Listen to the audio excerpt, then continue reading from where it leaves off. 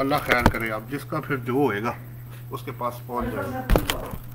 जी बिल्कुल पूछे जी सवाल, और हमने करना क्या है।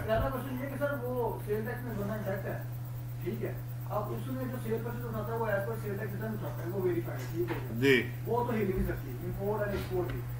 अब वो जो उसने ओपनिंग और क्लोजिंग स्टॉक लेना था इनकम टैक्स में, अच्छा वो एज पर एनेक्सर एफ ही लेगा ना, जो सेल टैक्स है, सेल टैक्स अच्छा नेक्स्ट एफ का रोल है नहीं, सेल टैक्स एनेक्सर एफ की बात कर कि जो उसमें। उसमें मेरा ख्याल है रॉ मटेरियल और फिनिश गुड्स है, उसमें वर्किंग प्रोसेस तो शायद है ही नहीं जहाँ तक मेरा ख्याल है।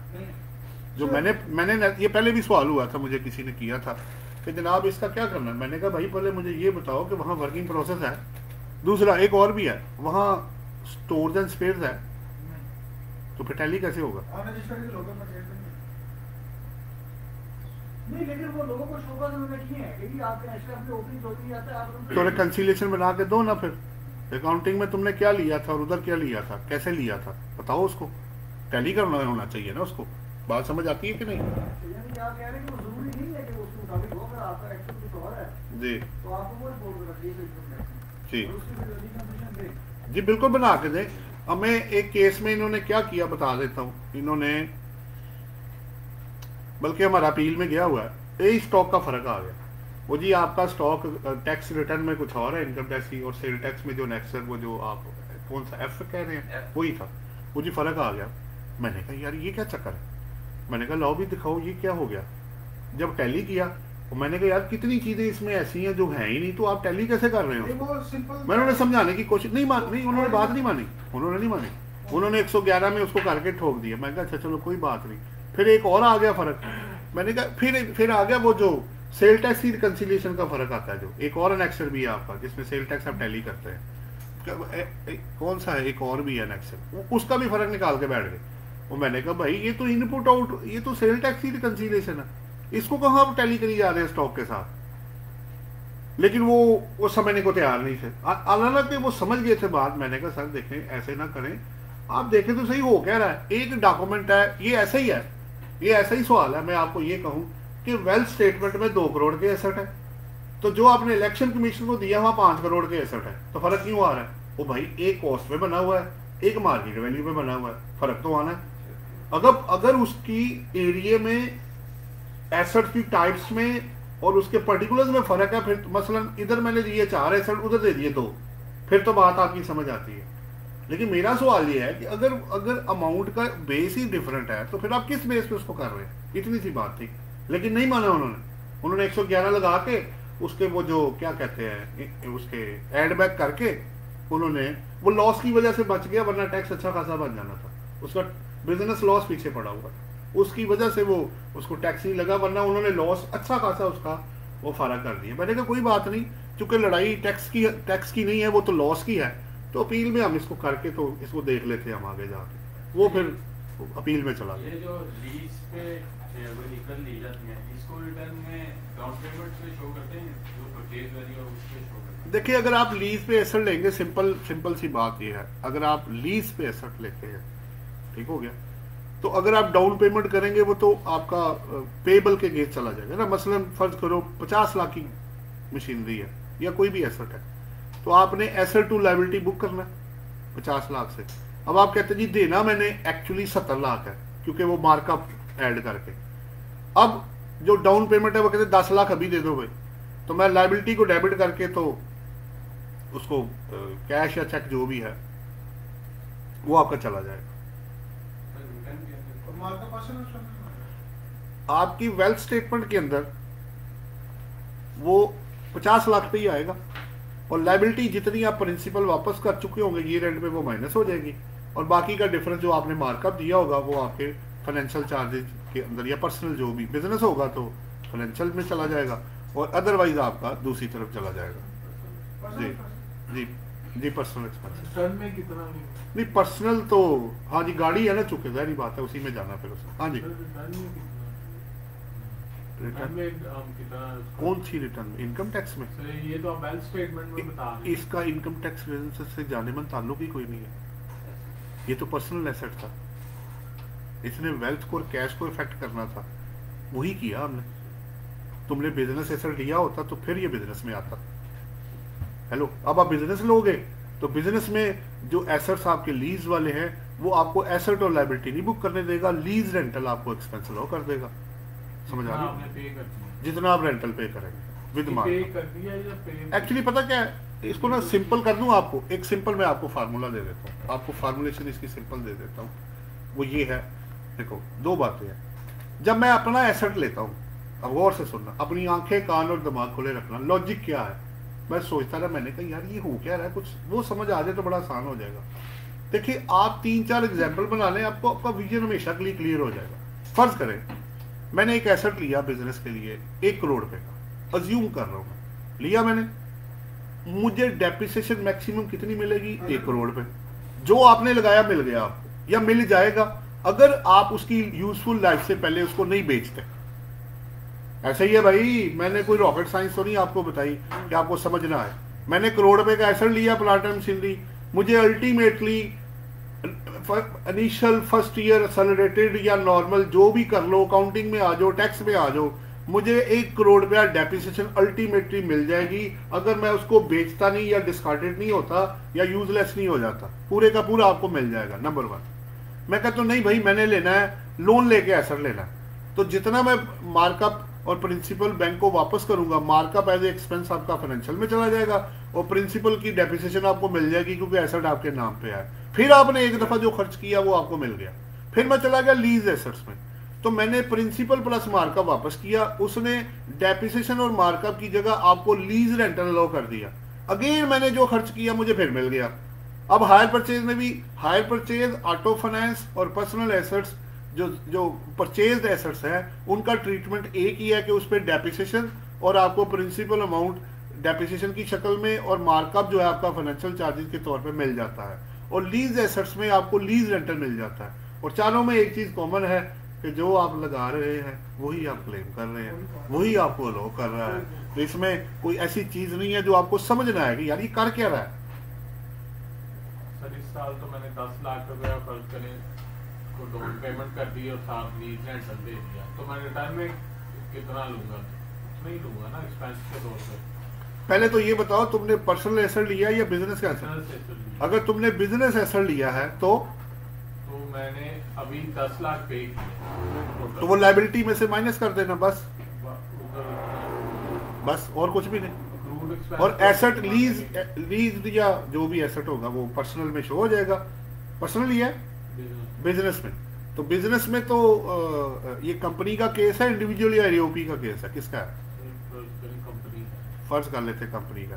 कंपनी पे लॉ डिफरेंट है ना, वो सब्सटेंस ओवर फॉर्म यूज करेगी, वो एसेट भी बुक करेगी और लायबिलिटी भी बुक करेगी, और एसेट पे डेप्रिसिएशन भी काउंटिंग में क्लेम करेगी।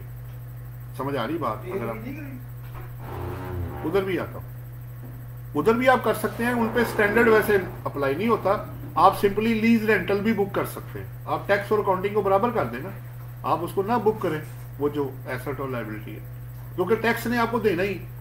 जब उसका को प्रिंसिपल है ही नहीं पीछे अकाउंट्स बनाने का, तो फिर मैं वो चीज यूज करूं जो मुझे आसानी पैदा करे। मैं लीज रेंटल जो है बुक कर दूंगा, चैप्टर क्लोज हो जाएगा विद मार्कअप जो भी मैं दूंगा। हाँ जी, आपका हो गया। और क्या जी? एक और सवाल है जी, इधर ले लें, 1 मिनट, इधर से भी एक ले लें। वो लोग ये ना कहें कि हमेशा लिफ्ट नहीं करा रहे। आपको कर दूं इधर लाइव कर दूं? हेलो, नहीं तस्वीर नहीं आएगी, सवाल आएगा।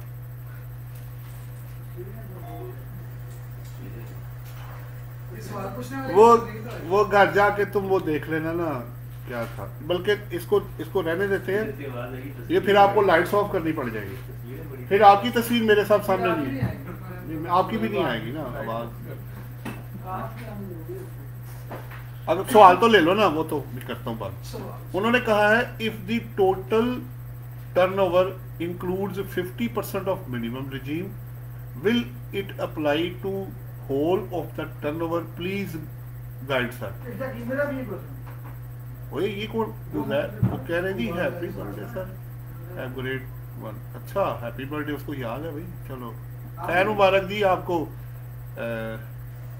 मुझे तो याद ही नहीं रहा, कभी मनाते ही नहीं थे हम लोग, ये बच्चे बुच्चे मना लेते हैं जी, थैंक यू वेरी मच। अच्छा वो 6 तारीख थी ना? हाँ जी 6 तारीख। हाँ वो कर लिया था हमने घर पे वो सालगिरह।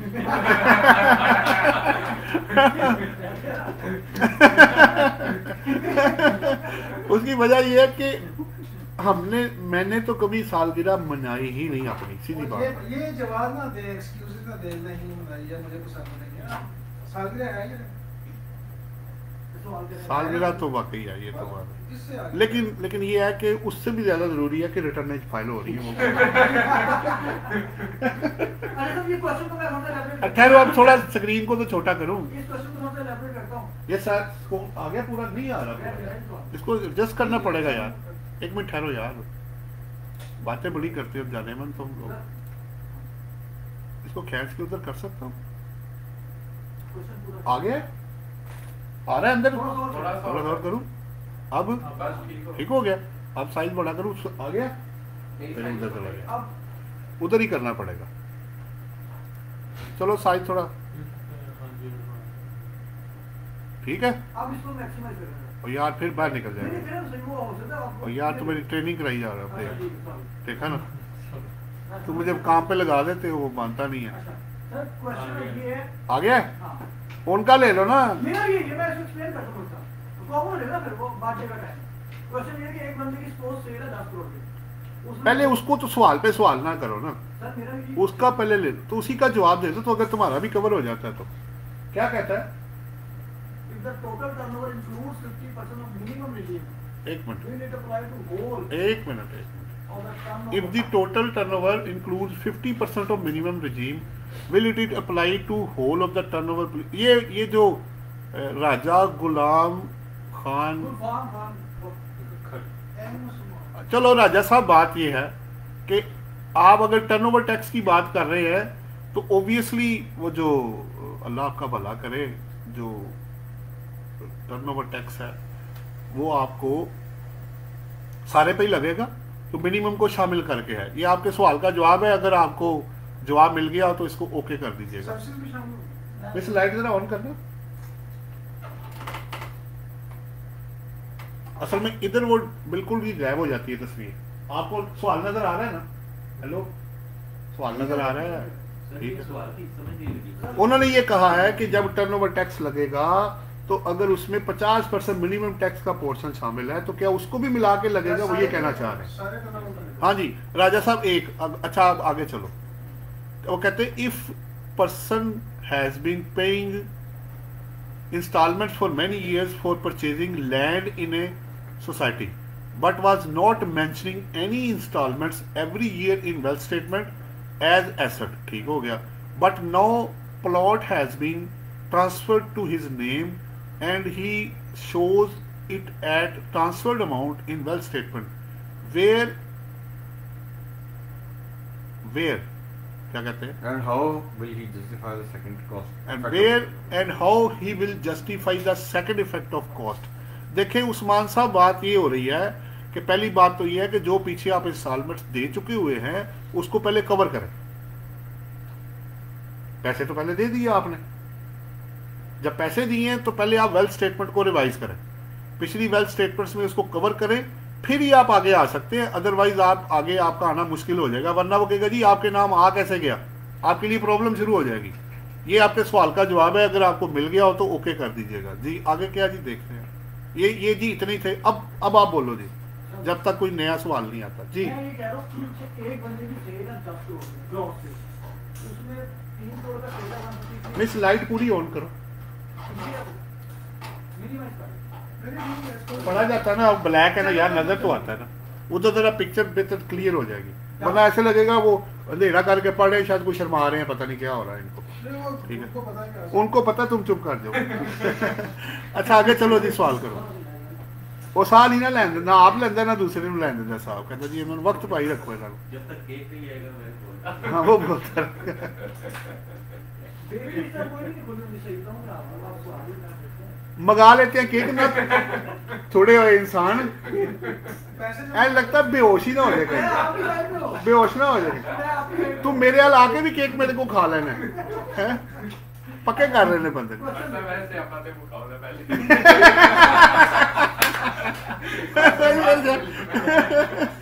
और स्टूडेंट्स को पूरा करना बहुत मुश्किल काम है। अब सुना ना, अब सुन, तेरे वर्गा 2-4 और बंदे भी सन ना, मैं क्लास ICMAP की पढ़ा रहा था, मेरी आदत थी या चाय या बोतल या पानी में मंगा लेता था क्योंकि मैंने 1.5 घंटा पढ़ाना होता था। अच्छा अभी भी पानी आप सब कुछ होता है, क्या करे फिर बंदा। वो अब मैं कोल्ड ड्रिंक पी रहा हूँ, वो 50 बंदे बैठे हुए हैं, तो पीछे से फिर आवाज आई, सारा आप अकेले के लिए कोल्ड ड्रिंक पी रहे हैं। मैं कहा यार यहाँ ऑफर कर दी तो डाले मंगाने पड़ जाएंगे, मैं अकेला ही ठीक हूँ।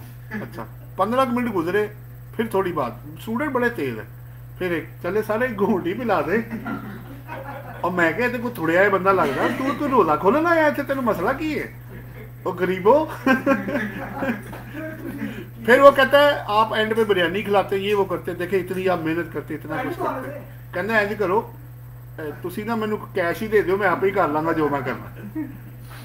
इस तरह के तो बच्चे, बच्चों को कहां से बंदा पूरा करे भाई, दुनिया को पूरा करना बड़ा मुश्किल काम है। बहरहाल जी सवाल एक और आ गया इधर से, और इन्हें तो ले लांगे अज दूजिया भी मौका दियो जाने मन।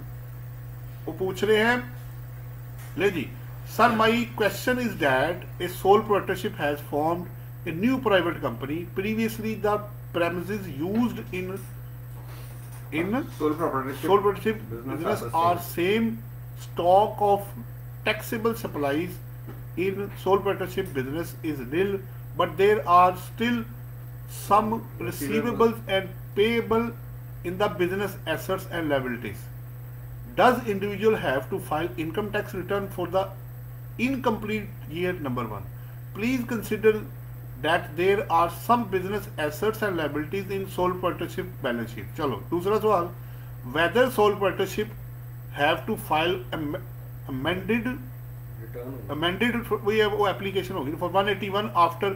अच्छा वो प्रोफाइल कहते जी करना है कि नहीं। अच्छा चलो जी, ये कौन थे जी साहब, देखे फहीम शौकत है जी, हैं फहीम,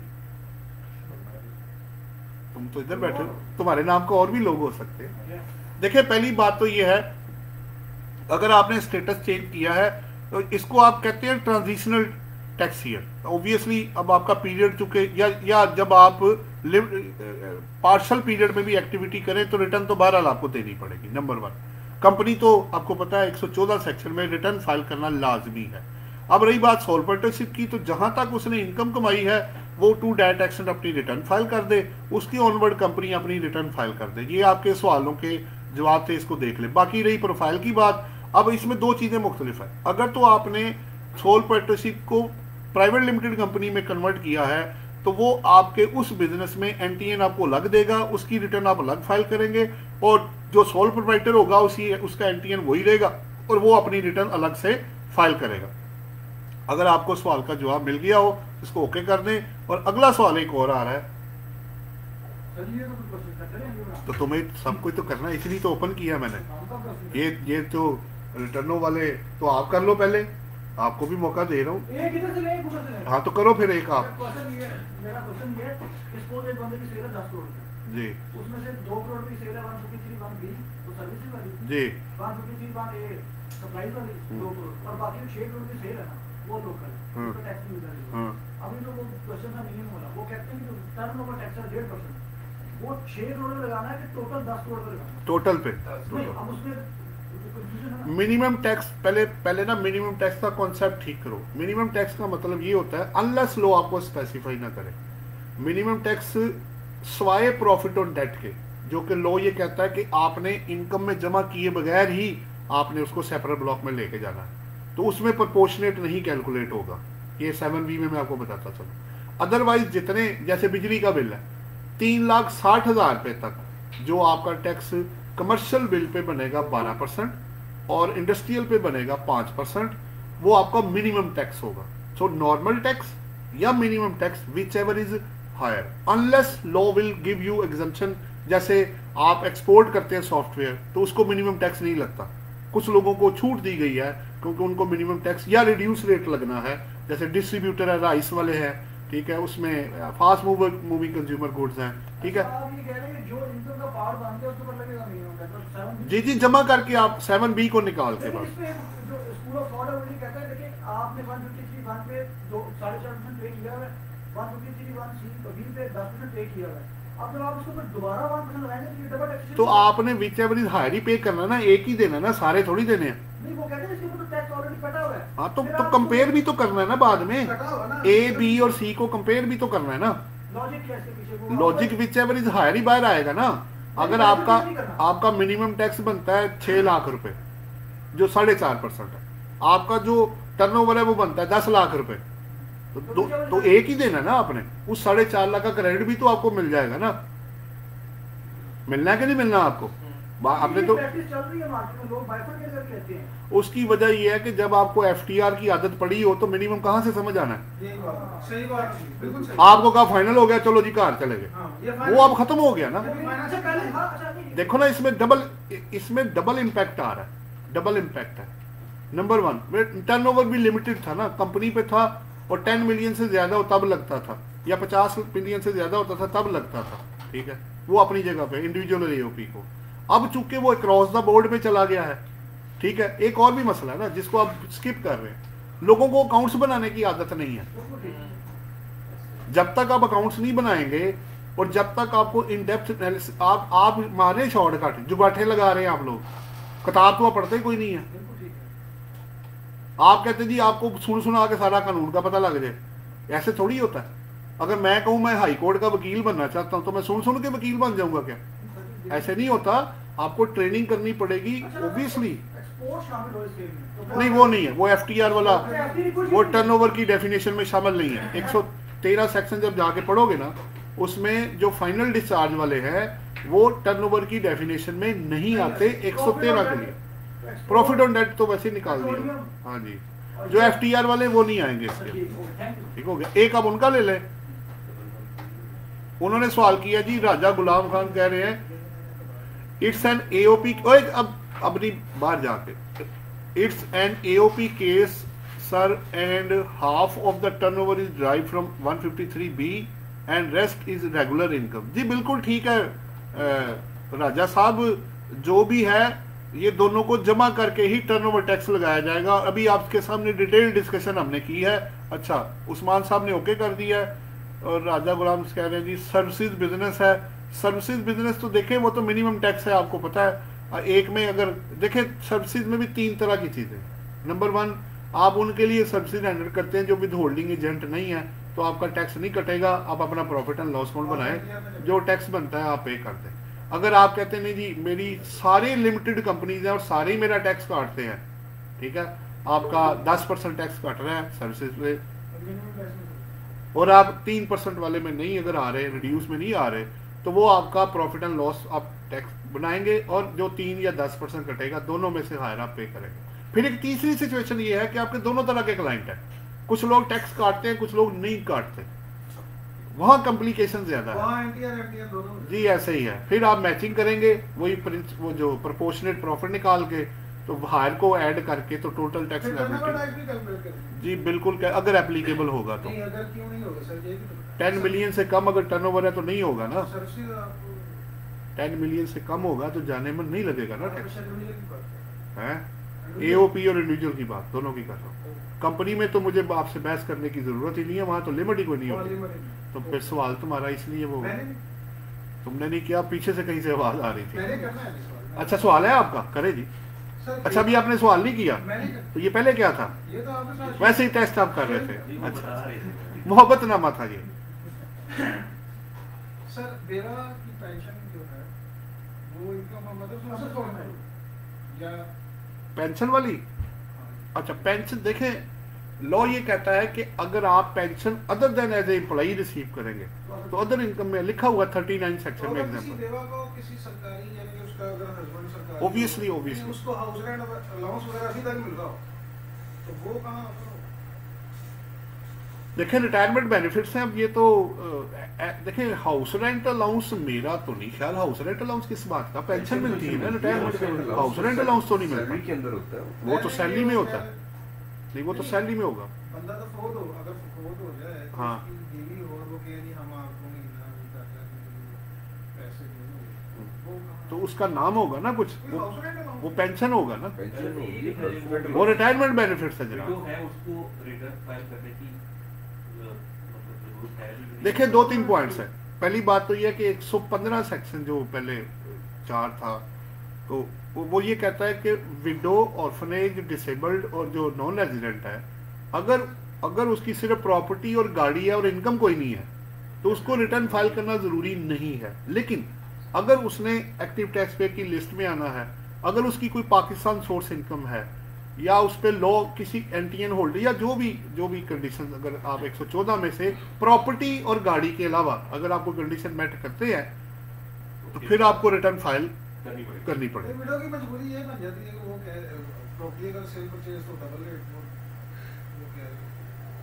विडो क्या जी, पेंशन यहाँ 90 प्लस जो एज है, बंदा रिटायर्ड है, ठीक है, उसको क्या है कि जी वही प्रॉपर्टी की सेल परचेज या डिविडेंड है या प्रॉफिट ऑन डेट आ रहा है, वो कहते हैं जनाब ये तो डबल रेट हो जाता है, आप हमें फाइल एक्टिव टैक्स पेयर की लिस्ट में डालें। वो मजबूरी बन जाती है। लॉ वहां नहीं कह रहा कि आप एक एक्टिव टैक्स पेयर की लिस्ट में आए या रिटर्न फाइल करें, लेकिन चूंकि उन्होंने अटैच उसको उसके साथ कर दिया है कि जब तक आप रिटर्न नहीं फाइल करेंगे आप एक्टिव टैक्स पेयर की लिस्ट में नहीं आ सकते। ये सवाल हुआ था, काफी लोगों ने कहा था कि जिन लोगों पे लॉ अप्लाई नहीं होता उनको ऑटोमेटिक एटीएल की लिस्ट में डाल दें। उन्होंने कहा नहीं जनाब, ये कंफ्यूजन क्रिएट हो जाएगी, हम ये नहीं कर सकते, इसको आप अलग रखें। जिसने एटीएल में आना है वो अपनी रिटर्न फाइल करे, चाहे नील की करे, जो भी करे, तभी हम उसको देंगे, अदरवाइज हम उसको ये स्टेटस नहीं देंगे। ये उन्होंने क्लियरली मेंशन कर दिया था। आल्दो लोगों ने ये छोड़ डाला था कि एक स्टूडेंट है, फर्ज कर ले, उसके नाम पे वो जो भी चीज आती है तो वो उसकी तो नहीं होगा सारा, उसको अब जाने से। उसने कहा जी हमारे लिए अभी इतना सिस्टम हमारा ऑर्गेनाइज नहीं हुआ, हम ये अभी आपकी बात सुन तो लेंगे, समझ भी लेंगे, रख भी लेंगे, पर अप्लाई नहीं करेंगे। ये आपको पहले बता, बात आपकी ठीक है, बट प्रैक्टिकल लिमिटेशन है, अभी हम इसको एंटरटेन नहीं कर सकते, तो सॉरी भाई, अब मजबूरी है। जी जनाब, एक सवाल आप इधर से भी ले लो। उन्होंने कहा जी should Easypaisa JazzCash accounts balances be declared as bank balance and cash in hand in wealth statement. क्या बात है, क्यों नहीं जनाब? एम उस्मान साहब, क्यों नहीं? आपका जाती अकाउंट है, आपने उसमें ट्रांजैक्शंस की हैं, पर्सनल की हैं, जैसे क्रेडिट कार्ड होता है, आपका क्या कहते हैं, लोन होता है, पर्सनल अकाउंट होते हैं। आपको जेन में होना चाहिए ये पीछे इनके बैंक है। ये मैं आपको बताता चलूँ, ये जो जैसे आप जायज कैश और इजी पैसा कह रहे हैं ना, इनका जरा नाम पता करें क्या है। पीछे पूरा बैंक ऑपरेट कर रहा है, उसको माइक्रो फाइनेंस बैंक है इजी पैसा के पीछे, और टेलीनोर का बैंक है उसके पीछे, दूसरे के पीछे। ये इस तरह चल रहे हैं, तो वो आपको, और ये ट्रांजैक्शन एफबीआर को रिपोर्ट भी हो रही है, ये भी मैं आपको बताता चलूँ। हाँ जी, वेरीफाइबल डाटा है, ऐसे नहीं है जो मर्जी करते रहे आप। जी जनाब, किसी और का कोई सवाल? हाँ जी, किसका लेना है आपकी तरफ से? हाँ जी तुम्हारा ये तीसरा सवाल है, तुम पहला करी जा रहे हो। लिमिटेशन तो कोई भी नहीं है, ये तसल्ली नहीं सोचती। चलो कोई बात नहीं, अच्छी बात है। पूछी जाता है एनटीआर की इनकम भी आ गई है, एमटीआर की इनकम भी आ गई है, उसमें तो रिटर्न जो अवेलेबल है वहाँ एनटीआर भी है और एमटीआर भी है। साथ अगर आपकी इनकम एफटीआर से भी आ रही है तो उसके खर्चे भी आपने क्वेश्चन कर दिए, वो रिटर्न में कहाँ डालने हैं? यानी कि देखे पता क्या, देखे बात ये है, बात ये होती है कि आपने एक टोटल का कॉलम पहले बनाना होता है, फिर उसको तोड़ना है आपको। जो आपका मिनिमम और एनटीआर है वो एक ही कॉलम है, आपको पता है, वो एक ही जगह पे चल रहा है। नहीं, उसके अंदर ही है, उसके अंदर मिनिमम टैक्स और जो नॉर्मल है उसके अंदर ही शामिल है। आपका जो सेपरेट ब्लॉक वाला है या एफटीआर है या एग्जेम्प्ट है, वो उसने अलग किया हुआ है, उसको उसका एक कॉलम बना हुआ है ना आगे, एग्जेम्प्ट, नॉन टैक्सेबल और एफटीआर, वो कॉलम जो है उनके लिए। फाइनल टैक्स रिजीम नहीं है उसमें, देखा नहीं उसमें? मेरे सामने मेरे लिखा हुआ उसके अंदर फाइनल टैक्स देखो जाके, अब ठहरो, बिल्कुल अवेलेबल है, आपने पढ़ा नहीं, फिर उसको जाके देखो दोबारा। कोई सवाल ही नहीं है भाई, इस पे सेकंड ऑप्शन ही नहीं है, बना हुआ है। अच्छा, आप कह रहे हैं कि एमटीआर, मैं कह नहीं रहा वहाँ है, नहीं आप ये नहीं कह रहे हैं कि एमटीआर और एनटीआर के खर्चे इकट्ठे रिपोर्ट होंगे? देखें, आप अपनी कैलकुलेशन में दो हिस्से बना लें, एमटीआर को अलग कर लें और एनटीआर को अलग कर लें और एफटीआर को अलग कर लें। वहां जब आपने जाना है तो प्रोपोर्शनेट प्रॉफिट आपने बताना है कि आपको मिनिमम टैक्स पे कितना टैक्स बनता है। अच्छा, वहां से प्रोपोर्शनेट बताना, वो आपने प्रॉफिट एंड लॉस तो आप बनाएंगे, बनाएंगे और उसमें जब प्रोपोर्शनेट का एनेक्शन उन्होंने पूरा एक दिया हुआ ना, वहाँ वो बताएगा कि कितना जो टोटल टर्नओवर है उसमें से कितना एमटीआर का है, ठीक है, नॉर्मल का, उसमें एफटीआर नहीं डालना आप, एफटीआर को अलग रखना है आपने, क्योंकि उस पर तो एक्सपेंस आपको मिलना ही नहीं, ना उस पर कोई टैक्स होना है, वो फाइनल डिस्चार्ज है, वो निकल जाएगा।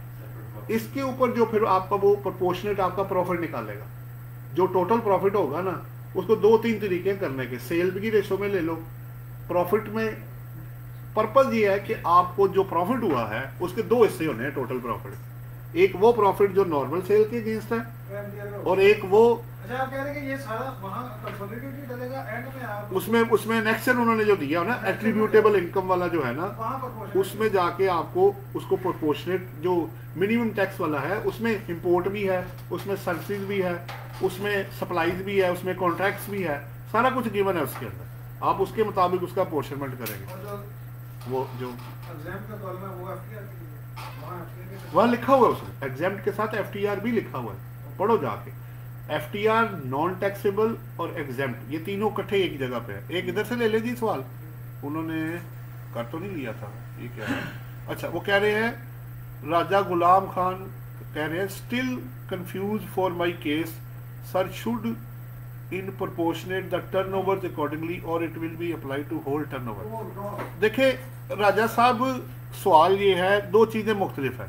अगर तो आप 113 सेक्शन की बात कर रहे हैं तो दोनों को ऐड करके टैक्स लगना है, नंबर 1। और अगर आप चाहते हैं कि जी आप अल्लाह आपका भला करे कि आप मिनिमम टैक्स कैलकुलेट करना चाह रहे हैं, तो ओबियसली वो टर्नओवर की रेशो में आपको डिवाइड कर दें, वो आप फीड करेंगे डाटा, वो ऑटोमेटिक आपसे उठा लेगा और उसको पोर्शन कर देगा। लेकिन पहले आप अपनी कैलकुलेशन कर लें, आप अपनी कैलकुलेशन करके फिर उसके अंदर फीड करें, और फिर ना समझ आए तो नंबर मैं लिख देता हूँ, भाई राजा साहब मुझसे बात कर लीजिएगा, मैं आपको नंबर दे देता हूँ, 1 मिनट।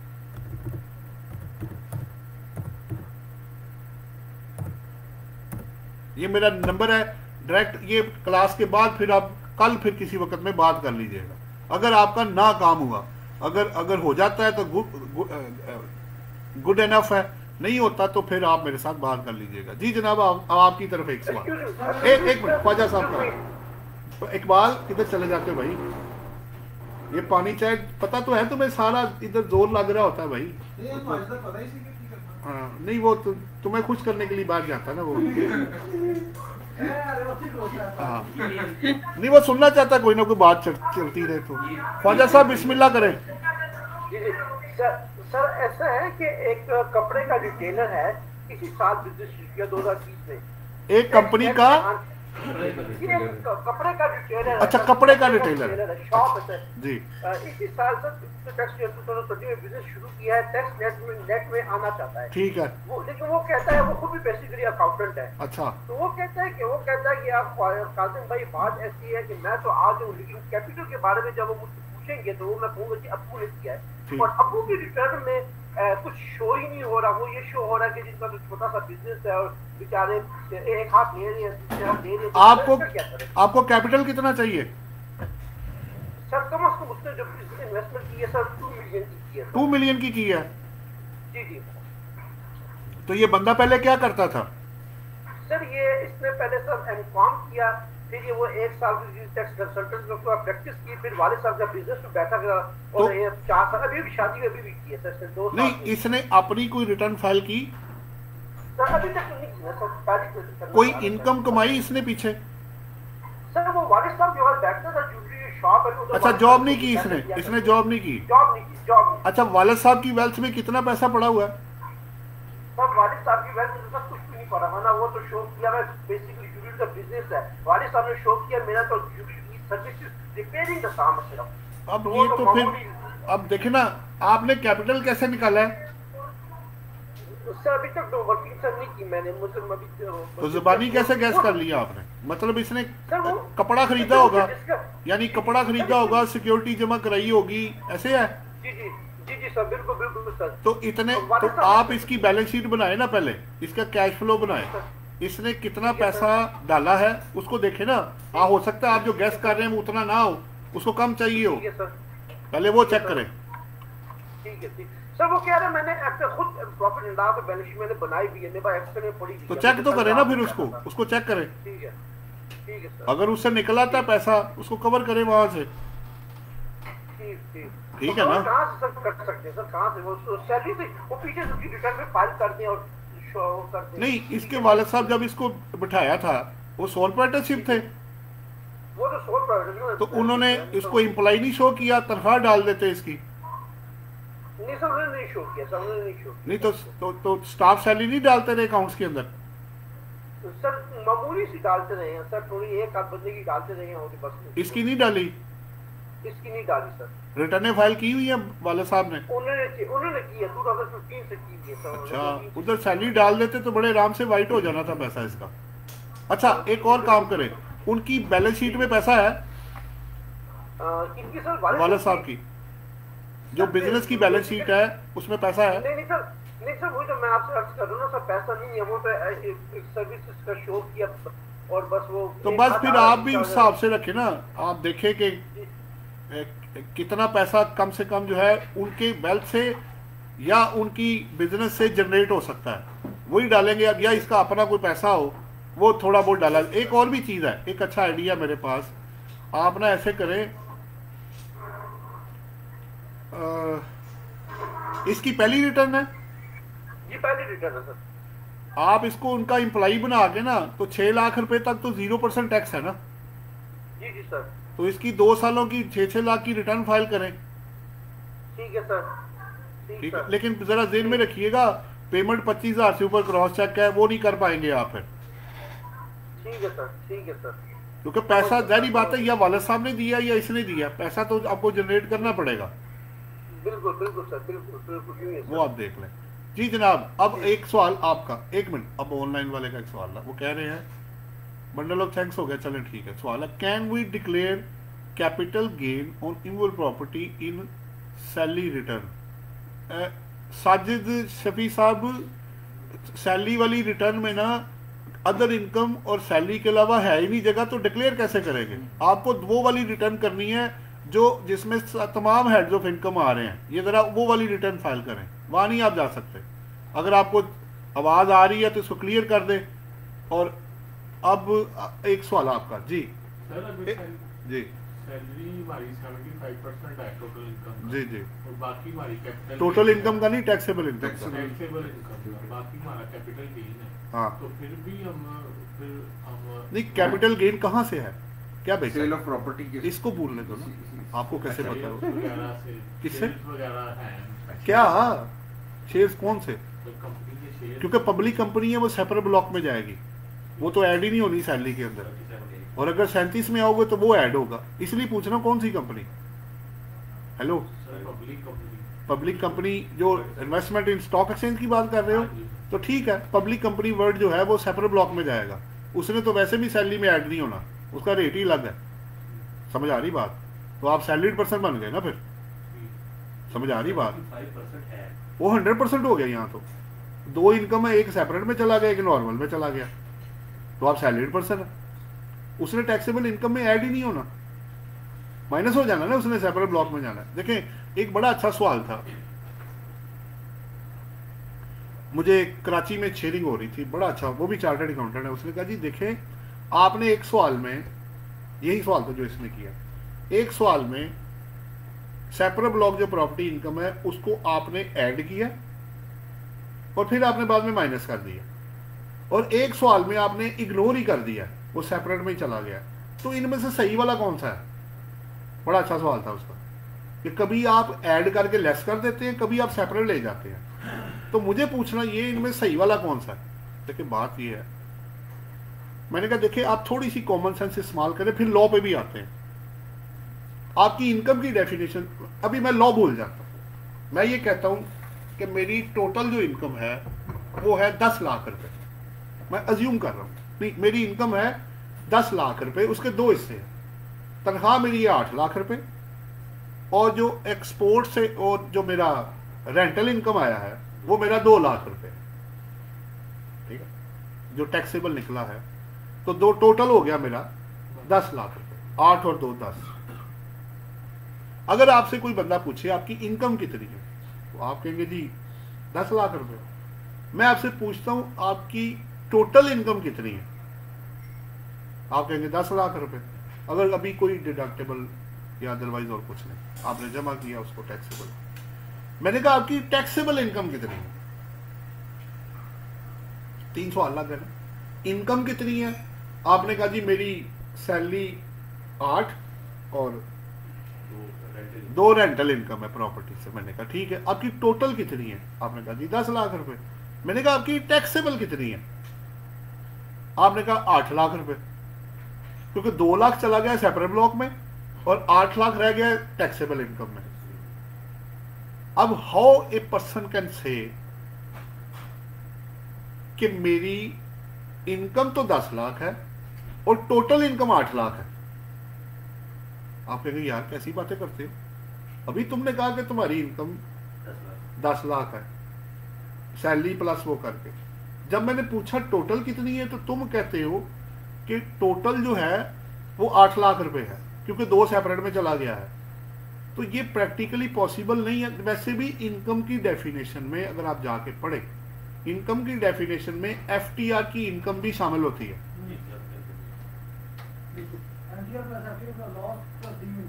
नंबर 1। अब जब मैं टोटल करूंगा तो टोटल में उसने ये नहीं कहा कि आप एफटीआर की इनकम को अलग कर दें, नहीं कहा उसने, वो बिल्कुल जमा होगा, वो टोटल का भी हिस्सा है।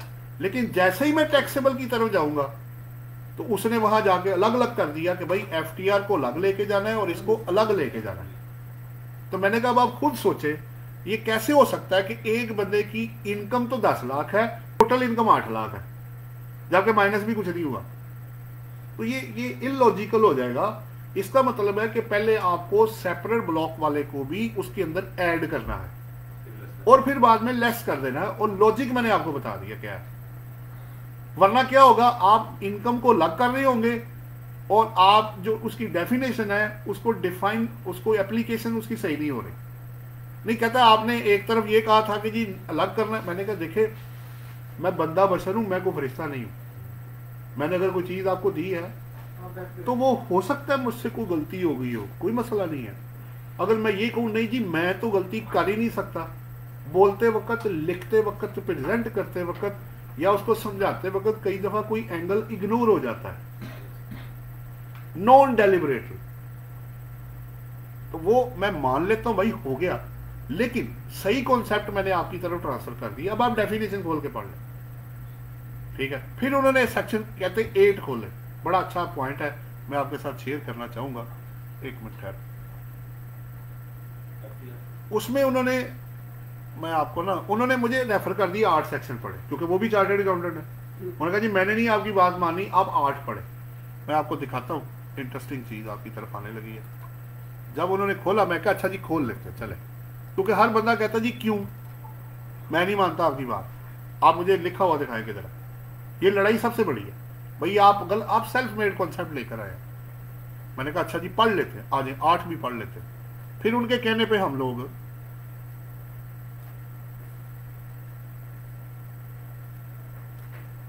और बड़ा you will enjoy when you will read it. उसका आधा मतलब कुछ और है और पूरा मतलब कुछ और है।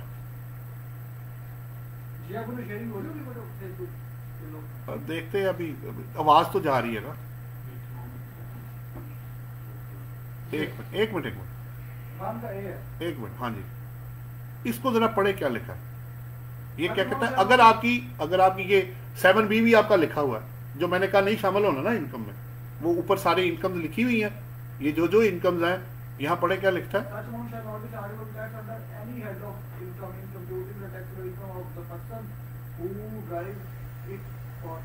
अच्छा, अब ऊपर जब आप ऐड करते हैं, इसमें प्रॉफिट ऑन डेट की बात कर ले, डिविडेंड या अदरवाइज की बात करें, उसने कहा जी ये देखे क्या लिखा हुआ है, क्योंकि मैंने डिविडेंड ऐड करके लेस किया हुआ था, फिर वो करके लेस किया हुआ था, तो उन्होंने कहा जी ये देखिए क्या लिखा है, पढ़े जरा आप जी। ए पे ही रहना है बाप, ए पे। A such amount shall not be chargeable to tax under any head of income ji ji in computing the taxable income of the person who derives it for any tax year।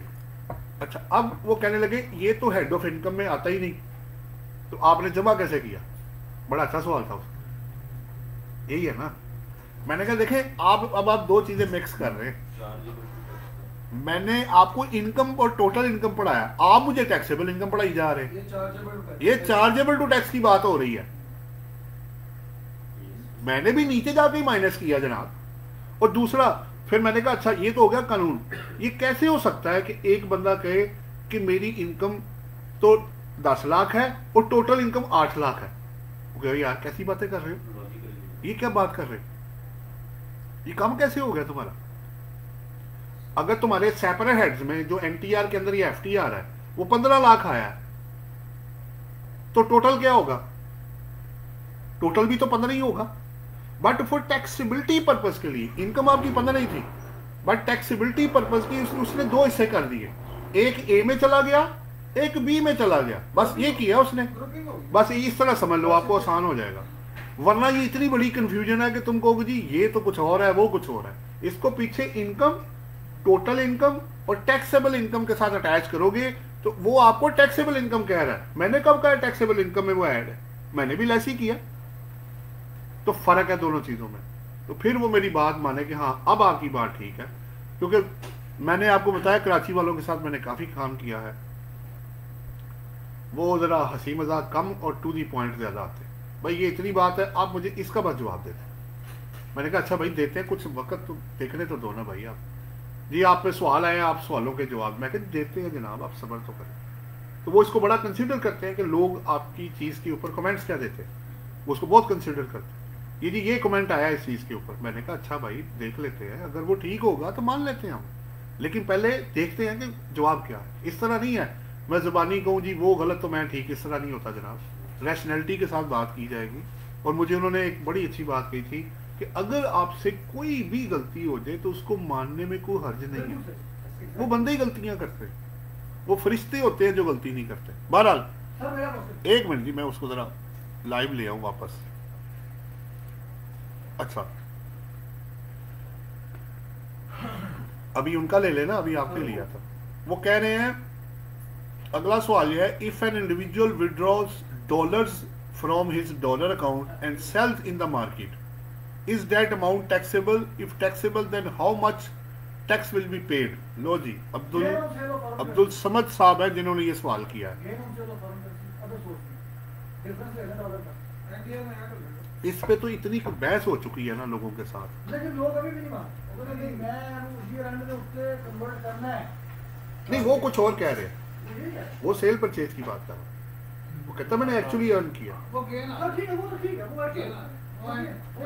उसका सवाल है कि taxable है कि नहीं, taxable है और जो क्यों टैक्सेबल है। हाँ तो गाड़ी बेचने पे जो प्रॉफिट है वो भी टैक्सेबल होगा, वो कैसे कैपिटल हो गया। हाँ ये डिस्कशन हमारी करने के वो कैपिटल रिसीव क्यों और ये कैपिटल हम इसके ऊपर रोशनी डालेंगे इन फ्यूचर इंशाल्लाह। ये मेरा सवाल 4 बंदों से मैंने रेज किया।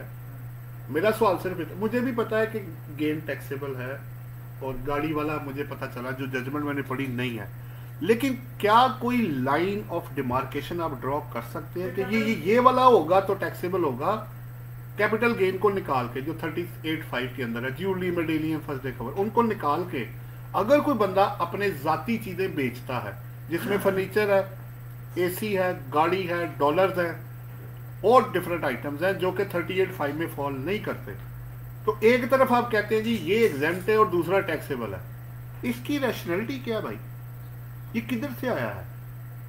अभी तक जिनसे मैंने सवाल किया किसी ने अभी तक मुझे जवाब नहीं दिया।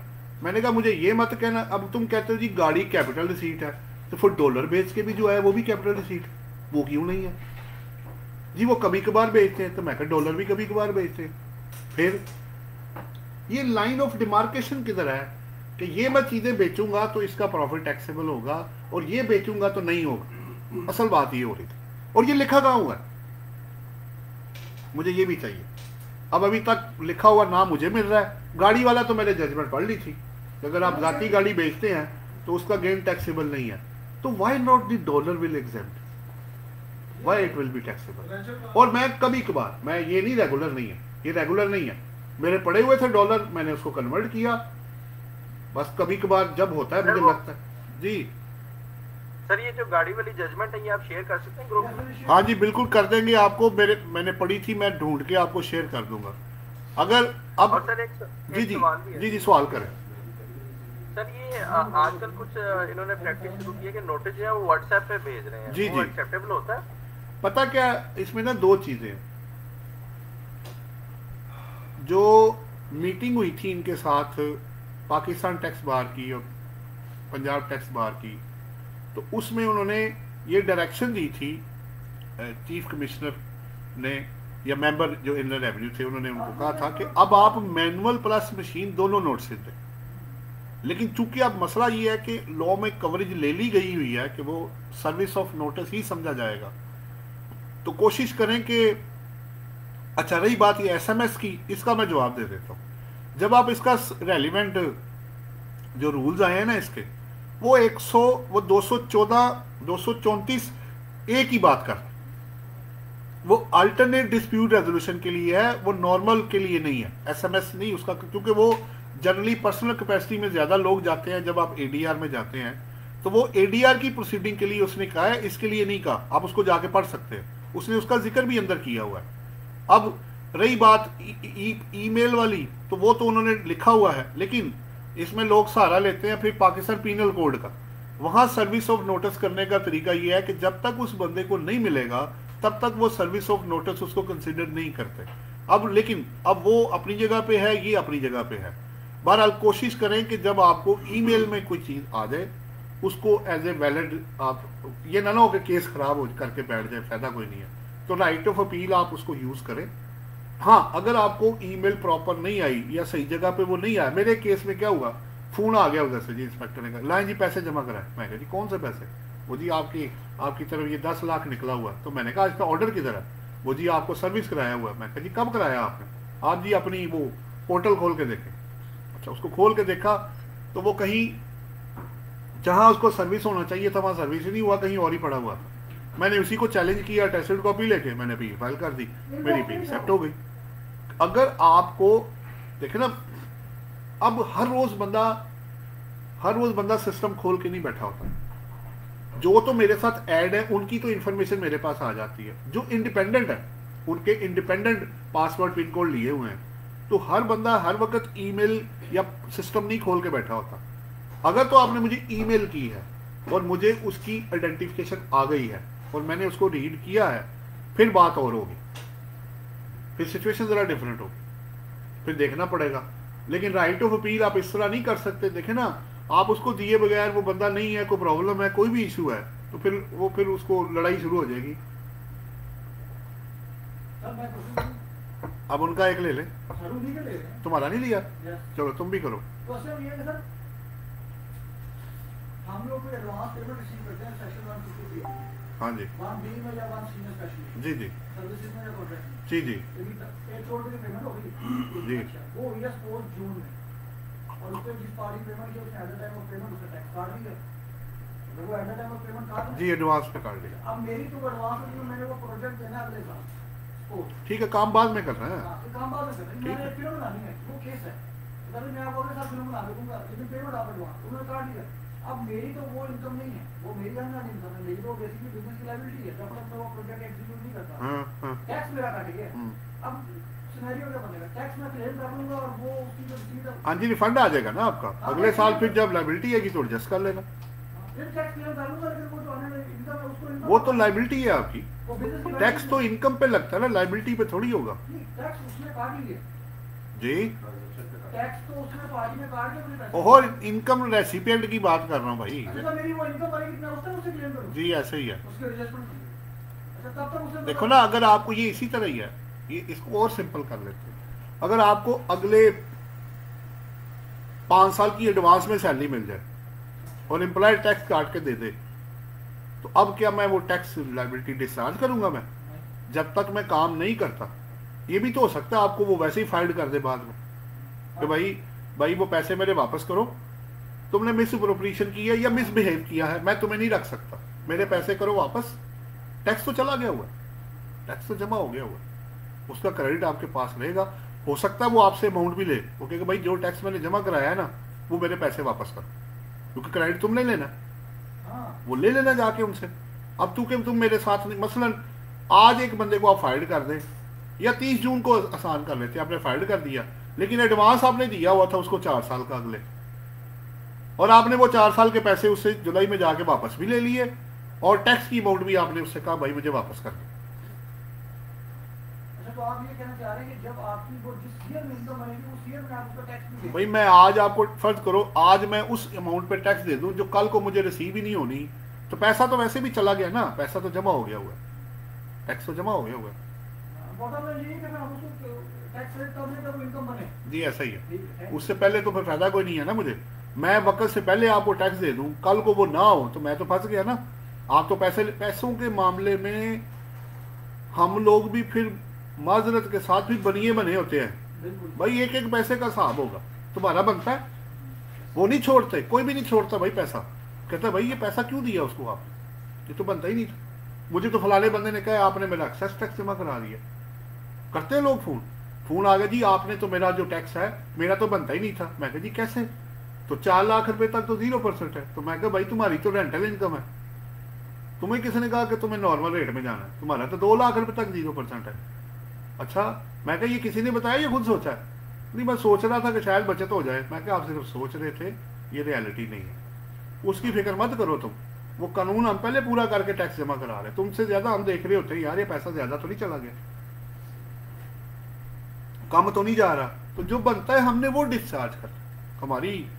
और किस लिए प्रोफेशनल की सर्विस ली जाती है कि भाई जो बनता है वो ले लो भाई, ना वो ज्यादा ले या नहीं या ना ये ले। बहरहाल एक इधर से सवाल है जी, वो कह रहे हैं इफ एन, पढ़ो भाई, नहीं नजर आ रहा, if my organization is paying rent to my owner, will I include that rent paid by my organization in my income, or will I include 45% of basic pay as house rent allowance in my income? वाह जी वाह, बड़ा अच्छा सवाल है जी। कौन है ये? राहील अंसारी साहब। राहील अंसारी साहब, अच्छा सवाल है। देखिए बात ये हो रही है, अगर तो आपको हाउस रेंट अलाउंस की फैसिलिटी है तो ये जो भी वो आपके बिहाफ पे हाउस रेंट अलाउंस पे करेंगे आपकी इनकम में टैक्सेबल हो जाएगा, अगर आप गवर्नमेंट एम्प्लॉई नहीं है, नंबर 1। नंबर 2, अगर अकोमोडेशन की फैसिलिटी है तो ये जो फार्मूला फिर आप कह रहे हैं, फिर उस वक्त 45% या fair market value of accommodation जो रेंट की होगी वो आपकी इनकम में ऐड की जाएगी। तो राहील साहब आपके सवाल का जवाब मैंने दे दिया है। अच्छा जी, इधर से आप किसी का सवाल हो कोई और जी। एक व्हीकल हमने लीज पे लिया और उसकी डाउन पेमेंट को बुक कर दिया उसमें रिटर्न के अंदर, और हम उसको 5 इयर्स तक जब तक वो कंप्लीट उसकी लीज इंस्टॉलमेंट क्लियर हो जाती है और 5 इयर्स में वो गाड़ी लेगा, तो जब at a time of and होगा 5 ईयर उसका एक्सीडेंशियल हो जाता है पुराना सा, और वो हमें उसके अगेंस्ट इंश्योरेंस से पैसे मिल जाते हैं। अब वो पैसे एक्चुअली वो परचेज प्राइस उसकी 24 लाख की और 15 लाख इंश्योरेंस से मिला, सर फिर उसको लॉस को कंसीडर करना चाहिए? देखिए इसमें भी ना ये फैसलाबाद में सवाल हुआ था कि अगर कोई बंदा इंश्योरेंस करवाता है और उसको ओवर एंड अबव पैसे मिलते हैं तो उसका क्या करना है। इस पर ना ट्राइब्यूनल की एक जजमेंट आई हुई है, ये बिल्कुल उसी तरह जैसे गाड़ी है ना, कैपिटल रिसीट इसको 1 टाइम ट्रांजेक्शन है, तो वो अगर ये बिजनेस में होता तो ये टैक्सेबल होगा। अगर बिजनेस में इंश्योरेंस क्लेम आया है तो एक्सपेंस भी तो आपने पहले मांगा था ना, तो इनकम के तौर पे ही आएगा। जब आप पर्सनल बेस पे करेंगे तो चूंकि वो 1 टाइम या कभी कभार है, अल्लाह माफ करे, रोज रोज तो एक्सीडेंट नहीं ना होते, तो वो उसको फिर कैपिटल रिसीट ट्रीट करके तो उस पर टैक्स नहीं दिया जाएगा। जी 153 में लिखा भी हुआ, लेकिन वो बिजनेस वाले को टैक्स करेगा, ये मैं बताता चलूंगा आपको। हाँ जी, इधर से ले लें जी। वो कह रहे हैं and if that payment of rent is made to my wife then what would be the treatment. अच्छा, वो कह रहे हैं ओनर इनकी वाइफ है तो कोई मसला नहीं है। वो पता क्या इसमें राहील साहब, बड़ा अच्छा सवाल है, आप तो सेल्फ अकोमोडेशन की तरफ जा रहे हैं। सेल्फ अकोमोडेशन में लॉ ये कहता है कि अगर ओनर एम्प्लॉई का घर हो या उसकी वाइफ का घर हो और उसमें वो रहना शुरू कर दे तो इसको सेल्फ अकोमोडेशन के तौर पे लिया जाता है। तो अब आपको 2 तरह के बेनिफिट आएंगे, रेंटल इनकम भी आएगी जो आपकी वाइफ के पास जाएगी, और अकोमोडेशन चूंकि आपको मिल गई है तो वो भी, तो 2 बेनिफिट आपको काउंट फॉर करने पड़ेंगे। इसमें आपको देखना ये है कि अगर आपने सैलरी के अंदर फेयर मार्केट वैल्यू ऐड की तो रेंटल आपका एक्चुअल आएगा, और अगर अदरवाइज हुआ तो फिर rental whichever is higher जो होगा वो आपकी वाइफ के पास जाएगा। तो ये डबल बेनिफिट है, एक रेंटल की शक्ल में और एक आपका सैलरी में जो बेनिफिट आपको मिलना था वो आपको दिया गया है। क्योंकि अगर आप वहाँ ना रहते तो रेंट भी मिलता और अकोमोडेशन आपको वो लेके देता। तो आपकी अकोमोडेशन ही आपको रेंट आउट, असल में वो आपको रेंट भी दे रहा है और प्लस अकोमोडेशन, देखें वही अकोमोडेशन आपको दे भी दी है उसने और प्लस आपको साथ रेंट भी दे रहा है। इसलिए ये डबल बेनिफिट है जो आपकी इनकम में, एक ओबियसली रेंटल आपकी वाइफ का है और अकोमोडेशन आपकी इनकम में, सैलरी इनकम में चला जाएगा। लेकिन अगर ये आपके नाम पे होती तो फिर डबल बेनिफिट आपकी इनकम में आता, रेंटल भी और सैलरी भी। ठीक है, ये राहील साहब इसको सेल्फ हायरिंग कहते हैं हम इनकम टैक्स लॉ में। ये काफ़ी लोगों को हम पहले शेयर कर चुके हैं। जी जनाब, अगर आपको जवाब मिल गया हो तो इसको ओके कर दीजिएगा। जी आपका, जी किसी का ऑनलाइन में या आपका किसी का कोई सवाल हो। सो अभी जी 8 दिसंबर है, उम्मीद है कि वो तो कह रहे हैं कि नहीं है, ये प्रेशर डाल रहे होना चाहिए। Excuse me sir. जी जी सर रेवेन्यू रिसीट और कैपिटल रिसीट में डिफरेंस बता दें सर। देखिए मेन जो फर्क होता है ना, revenue receipt generally regular base पे होता है और कैपिटल रिसीट होता है जनरली, ये अकाउंटिंग की डेफिनेशन में आपको बता रहा हूँ, वरना जो कैपिटल एसेट तो डिफाइंड है। जैसे अगर आप शेयर इशू करते हैं प्रीमियम पे, आपने 10 रुपए का शेयर 15 रुपए का इशू कर दिया, तो ये ओवर एंड अबव जो अमाउंट आपके पास आई है ये कैपिटल रिसीट ट्रीट होएगी, ये इनकम में नहीं जाएगा। सो इस तरह का पॉइंट जो है, लेकिन मसला ये है कि ये अकाउंटिंग की डेफिनेशन को क्या जो टैक्सेशन के लॉज हैं वो एक्सेप्ट करेंगे, तो कहीं वो करते हैं कहीं वो नहीं करते हुए नजर आ रहे हैं। जैसे डॉलर पे अगर वो गेन होता है तो लोग स्टेट वे इस पे टैक्स लगाने की कोशिश करते हैं। गाड़ी वाले में और भी बड़े इश्यूज हैं, गाड़ी का मैं आपको 2-3 पॉइंट्स में और दे देता हूँ, क्योंकि मैंने बड़ी इन डेप्थ इस पे मेहनत की थी, सोचता रहा। तो मैंने कहा देखें, अगर आप मेरे गाड़ी पे, पहले तो मुझे प्रॉफिट आ नहीं सकता, मैं आपको पहला पॉइंट दूं, आ नहीं सकता, क्योंकि गाड़ी पुरानी होगी तो सस्ती बिकेगी। तो आया कैसे? क्योंकि प्राइसेस अप हो गई है। ये क्वेश्चन कभी नहीं रेज हुआ, इसलिए अभी हो रहा है क्योंकि प्राइसेस इतनी जंप कर गई है। 1 साल में 20 लाख की गाड़ी 25 पे चली गई है, तो 1 साल के बाद आप कितने की बेचेंगे? 22-23 की तो बिक जाएगी आराम से, शायद 24 की भी बिक जाए, क्योंकि दूसरी तरफ से प्राइसेस बहुत ऊपर चली गई है। नंबर 1। नंबर 2, मान लिया जी आपका गेन आ गया, तो सवाल अब ये है कि जब मैंने गाड़ी लॉस पे मैं बेचता हूं, किसी ने कहा जी अदर इनकम ट्रीट कर दें, कैपिटल रिसीट तो ये है नहीं, कैपिटल गेन नहीं है। मैंने कहा ठीक है, अदर इनकम में मैं डाल देता हूं। तो जब मैं गाड़ी लॉस पे बेचूंगा तो वो लॉस मुझे अलाउ करने दोगे आप? उस वक्त तो नहीं आप बोले। जब मैं गाड़ी लॉस पे बेचता था, जाहिर बात है ना, देखें जनरल प्रैक्टिस क्या है, जब आप 1 साल बाद, 2 साल बाद, 5 साल बाद गाड़ी बेचते हैं तो सस्ती बेचते हैं, तो वो जो मुझे लॉस हुआ है वो किधर गया? वो मुझे एडजस्ट करने देना अपनी बिजनेस इनकम के अगेंस्ट। तो क्या आपने मुझे वो लो किया था? नहीं। तो गेन आया तो आपने छोड़ डाल दिया। Why this is so? ये ऐसा ही है कि एओपी से अगर प्रॉफिट आएगा तो रेट पर्पज के लिए ऐड होगा, लॉस होगा तो इग्नोर हो जाएगा, दोनों तरफ से फायदा उसका। सर अगर वो गाड़ी उस बिजनेस एंटिटी के नाम पे नहीं, वो तो फिर बिजनेस में वो तो उधर चला जाएगा, उसका तो डेप्रिसिएबल एसेट की तो लड़ाई है ही नहीं, ये तो पर्सनल की बात हो रही। उधर वाला बड़ा क्लियर है विजन, वो 22 सेक्शन में डेप्रिसिएबल एसेट तमाम कवर कर दिए हैं उसने, ठीक है, लैंड भी कवर्ड है, सब कुछ कवर्ड है। इधर आके थोड़ा सा फर्क जो है ना ये आ रहा है। बहरहाल अभी तक तो आज तक की अपडेट ये है कि अगर आप मोटर व्हीकल बेचते हैं तो वो उसको कैपिटल रिसीट है, लेकिन डॉलर पे आता है तो वो टैक्सेबल हो जाता है। ये मंतक क्या है ये? जबकि वो भी कभी कभार है, वो भी कभी कभार है, वो भी पर्सनल है, ये भी पर्सनल है। तो फिर मुझे एक लाइन ड्रॉ करनी पड़ेगी कि ये वाले एसेट्स में बेचूंगा तो कैपिटल रिसीट होगी और ये वाले बेचूंगा तो मुझे टैक्स लग जाएगा। फिर एक और सवाल भी है, अगर डॉलर पे मुझे लॉस होता है तो फिर मुझे एडजस्ट करने देंगे? अगर इसका प्रॉफिट जो है वो टैक्सेबल है तो फिर लॉस भी मुझे रिकॉग्नाइज करने दें। लेकिन सर वो लॉस नहीं करते, इसके लॉस को रिकॉग्नाइज कैसे करेंगे? तो इनकम को कहाँ रिकॉग्नाइज किया? अदर में नहीं लिखा हुआ, कहाँ लिखा हुआ डॉलर अकाउंट टैक्सेबल? असल में पता कि ऊपर जो लिखा हुआ है कि पहले 4 हेड्स में नहीं आएगा, वो इंक्लूड्स देता है। इसका मतलब है और चीजें भी आ सकती हैं, लेकिन क्या डायरेक्टली स्पेसिफाइड है? तो डायरेक्टली तो फिर मोटर व्हीकल भी नहीं है। असल में सोर्सेज ऑफ लॉ सिर्फ इनकम टैक्स ऑर्डिनेंस नहीं होता, जजमेंट्स भी होती है। अदर लॉज भी होते हैं, जनरल क्लॉजेज एक्ट भी है, काफी चीजें देखनी पड़ती हैं। माना मैंने कि ये है, जब जब जब डिफरेंस ऑफ ओपिनियन आएगा कि जी मैं इसका मतलब ये ले रहा हूँ, लॉ साइलेंट है, वो कहता है मैं ये ले रहा हूँ, तो फिर वेल कौन सा करेगा? जजमेंट जारी बात है, वो देंगे फिर इसको, ये जज का काम है जी। सर फिर इसका मतलब है कि इस पे लॉस रिकॉग्नाइज नहीं हो रहा तो मैं फिर प्रॉफिट की भाई मुझे तो ये देखे ना, एक आप मुझे दोनों तरफ से कैसे लिमिटेशन लगा रहे हैं जबकि लॉ में लिखा भी नहीं हुआ। आप कहते हैं डॉलर पे गेन है तो टैक्स दो, लॉस होगा तो इग्नोर कर दो। इसमें ये जजमेंट है कि डॉलर पे गेन है तो टैक्स देना है, ये बनता है, आप ऑफर करें। मैंने ऐसा डायरेक्टली तो नहीं पढ़ी, लेकिन जो लोगों ने ऑफर किया हुआ है वो तो यही कर रहे हैं। डॉलर में जो गेन होता है बेच के वो ऑफर करते हैं।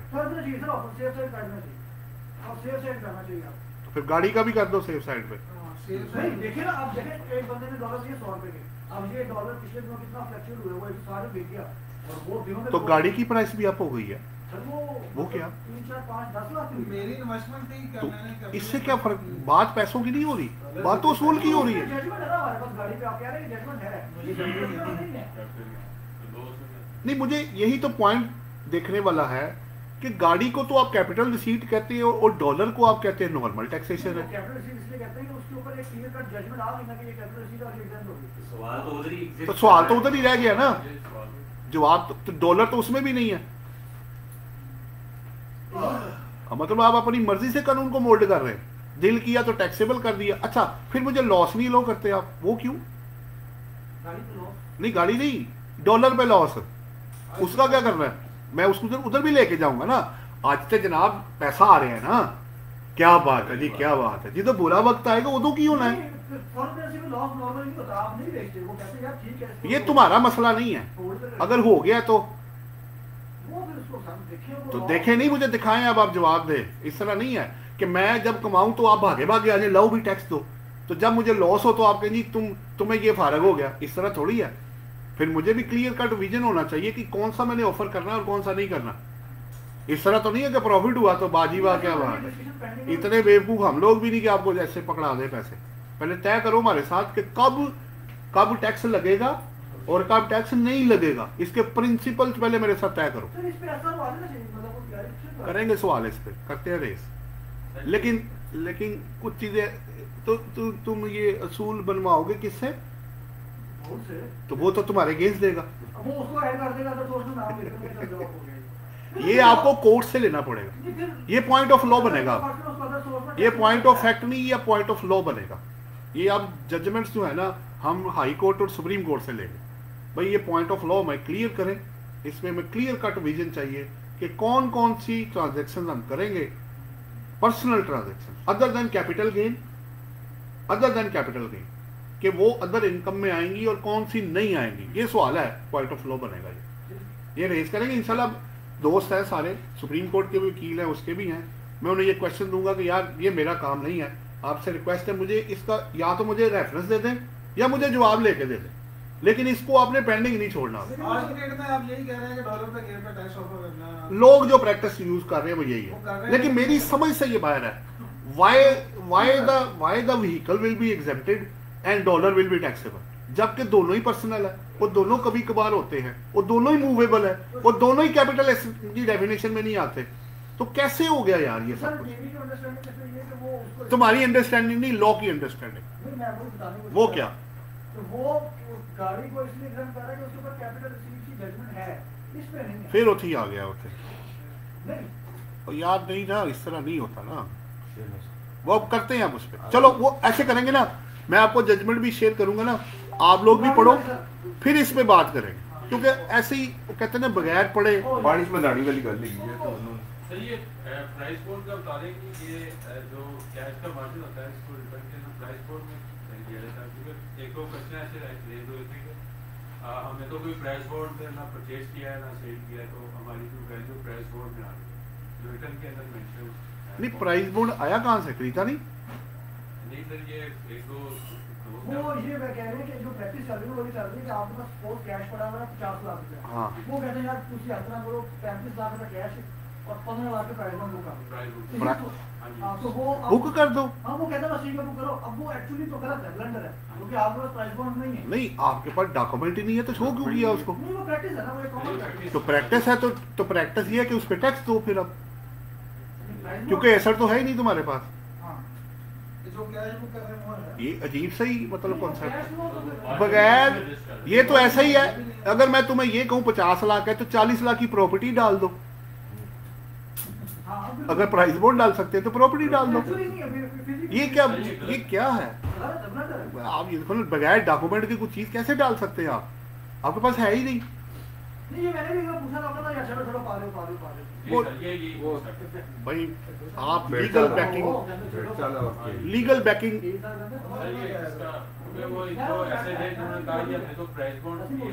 भाई बात ये है ना कि देखो अल्टीमेटली जब नोटिस इशू होगा तो then you whether you have reasonable reply of that question or not. अगर आप काम करने के बाद सोचते हैं तो फिर आप बेवकूफ है। बिल्कुल ठीक है। आपको ये प्लानिंग पहले करनी होती है कि भाई ये है कि नहीं है। वही प्राइस बॉन्ड दे देना।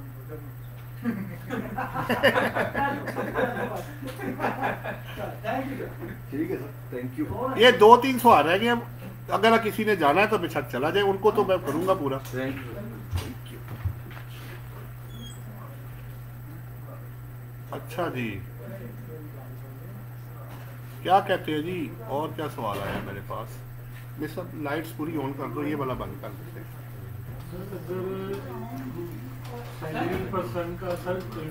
अच्छा ऑन कर, वही है वो बटन सारे नीचे का करो करो करो। चलो पूरा हो गया। चलो 1 मिनट, अब इनको ले लो, तुम तो हो ही इधर, आपके भी नॉलेज के लिए। अब जिसने वेट करना या सवाल है वो रुक जाए भाई, बाकी लोग जा सकते हैं। ले जी, सवाल है डॉलर का तो खैर हो गया। फिर आया if my organization is paying rent to my owner, ये तो कर दिया मैंने, वाइफ वाला भी कर दिया। अच्छा ये रह गया सर, आपकी ट्रेनिंग प्रोग्राम की ड्यूरेशन डिटेल चाहिए। वो आपको मैं नंबर दे देता हूँ यार, उसमें बात कर लेना। वापस आ जाते हैं, वो उस पर बात कर लेना, आपको नंबर जो है ना मैं टाइप कर दूंगा। अच्छा आगे क्या जी, कौन है जी? वो कह रहे हैं and if payment of rent is made by, वो हो गया, ये भी हो गया। वो कह रहे हैं सर आप, वो कर दिया मैंने, बता दिया। Sir guide me A car financed by company hand over to me 50 ratio, have to pay back them 50%. Where should I declare this deduction which given from my salary? Mukhtiyar Ali साहब, बात ये हो रही है कि अगर आपकी सैलरी में से डिडक्शन हो रही है तो आप अब उसमें देखना पड़ेगा ना, ऑफिशियल यूज़ है, पर्सनल है या बोथ है।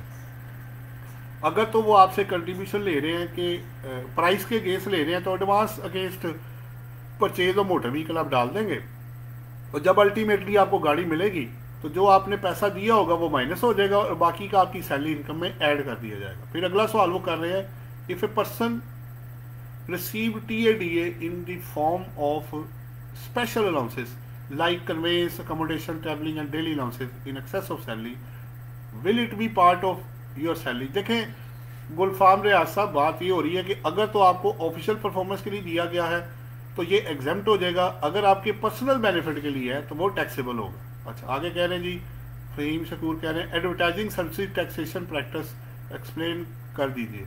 एडवर्टाइजिंग सर्विस देखें, आप जाके चेक करें, अगर टैक्स कटता है तो मेरा ख्याल है फर्स्ट शेड्यूल के अंदर 3% मेरा ख्याल है उसके अंदर रेट है, वरना जो भी इसका एप्लीकेबल रेट है तो मिनिमम टैक्स या नॉर्मल जो भी होगा इसमें वो आपको देना पड़ेगा। वो देखना पड़ेगा कि ये फाइनल में तो बड़े थोड़े से रह गए हैं। फिर कह रहे हैं जी, उमर मलक कह रहे हैं सर एक्सीडेंट, चले thank you very much. Adnan Sheikh हा कर रहे हैं जी, चले। फहीम शकूर कह रहे हैं जी, how service agent taxation practice works. Service agent taxation practice works, service agent देखिए, एजेंट को अगर आप कमीशन दे रहे हैं तो आपकी मिनिमम टैक्स रिजीम के अंदर है, अगर आपने टैक्स काटना है, वरना प्रॉफिट के ऊपर टैक्स तो कैलकुलेट होना ही है, दोनों में से जो हायर होगा वो आप देंगे। उन्होंने ओके कर दिया जी, चले जी। अब आपका सवाल जी क्या है? सर सॉरी, ऐसे कौन सा ग्रुप आप कह रहे हैं ओपन? मेरे पास टैक्सेस अपडेट्स पे सर्च करें, व्हाट्सएप पे। हाँ व्हाट्सएप टैक्सेस अपडेट्स टाइप करें तो सामने आ जाएगा। नहीं सर, ओपन तो नहीं है। नहीं सर्च में डाले ना, सर्च में डालो। सर्च करेंगे तो टैक्सेस अपडेट्स का हमने ग्रुप बनाया हुआ ना व्हाट्सएप पे। एक मिनट ठहरो, आपको ऐड नहीं किया हुआ?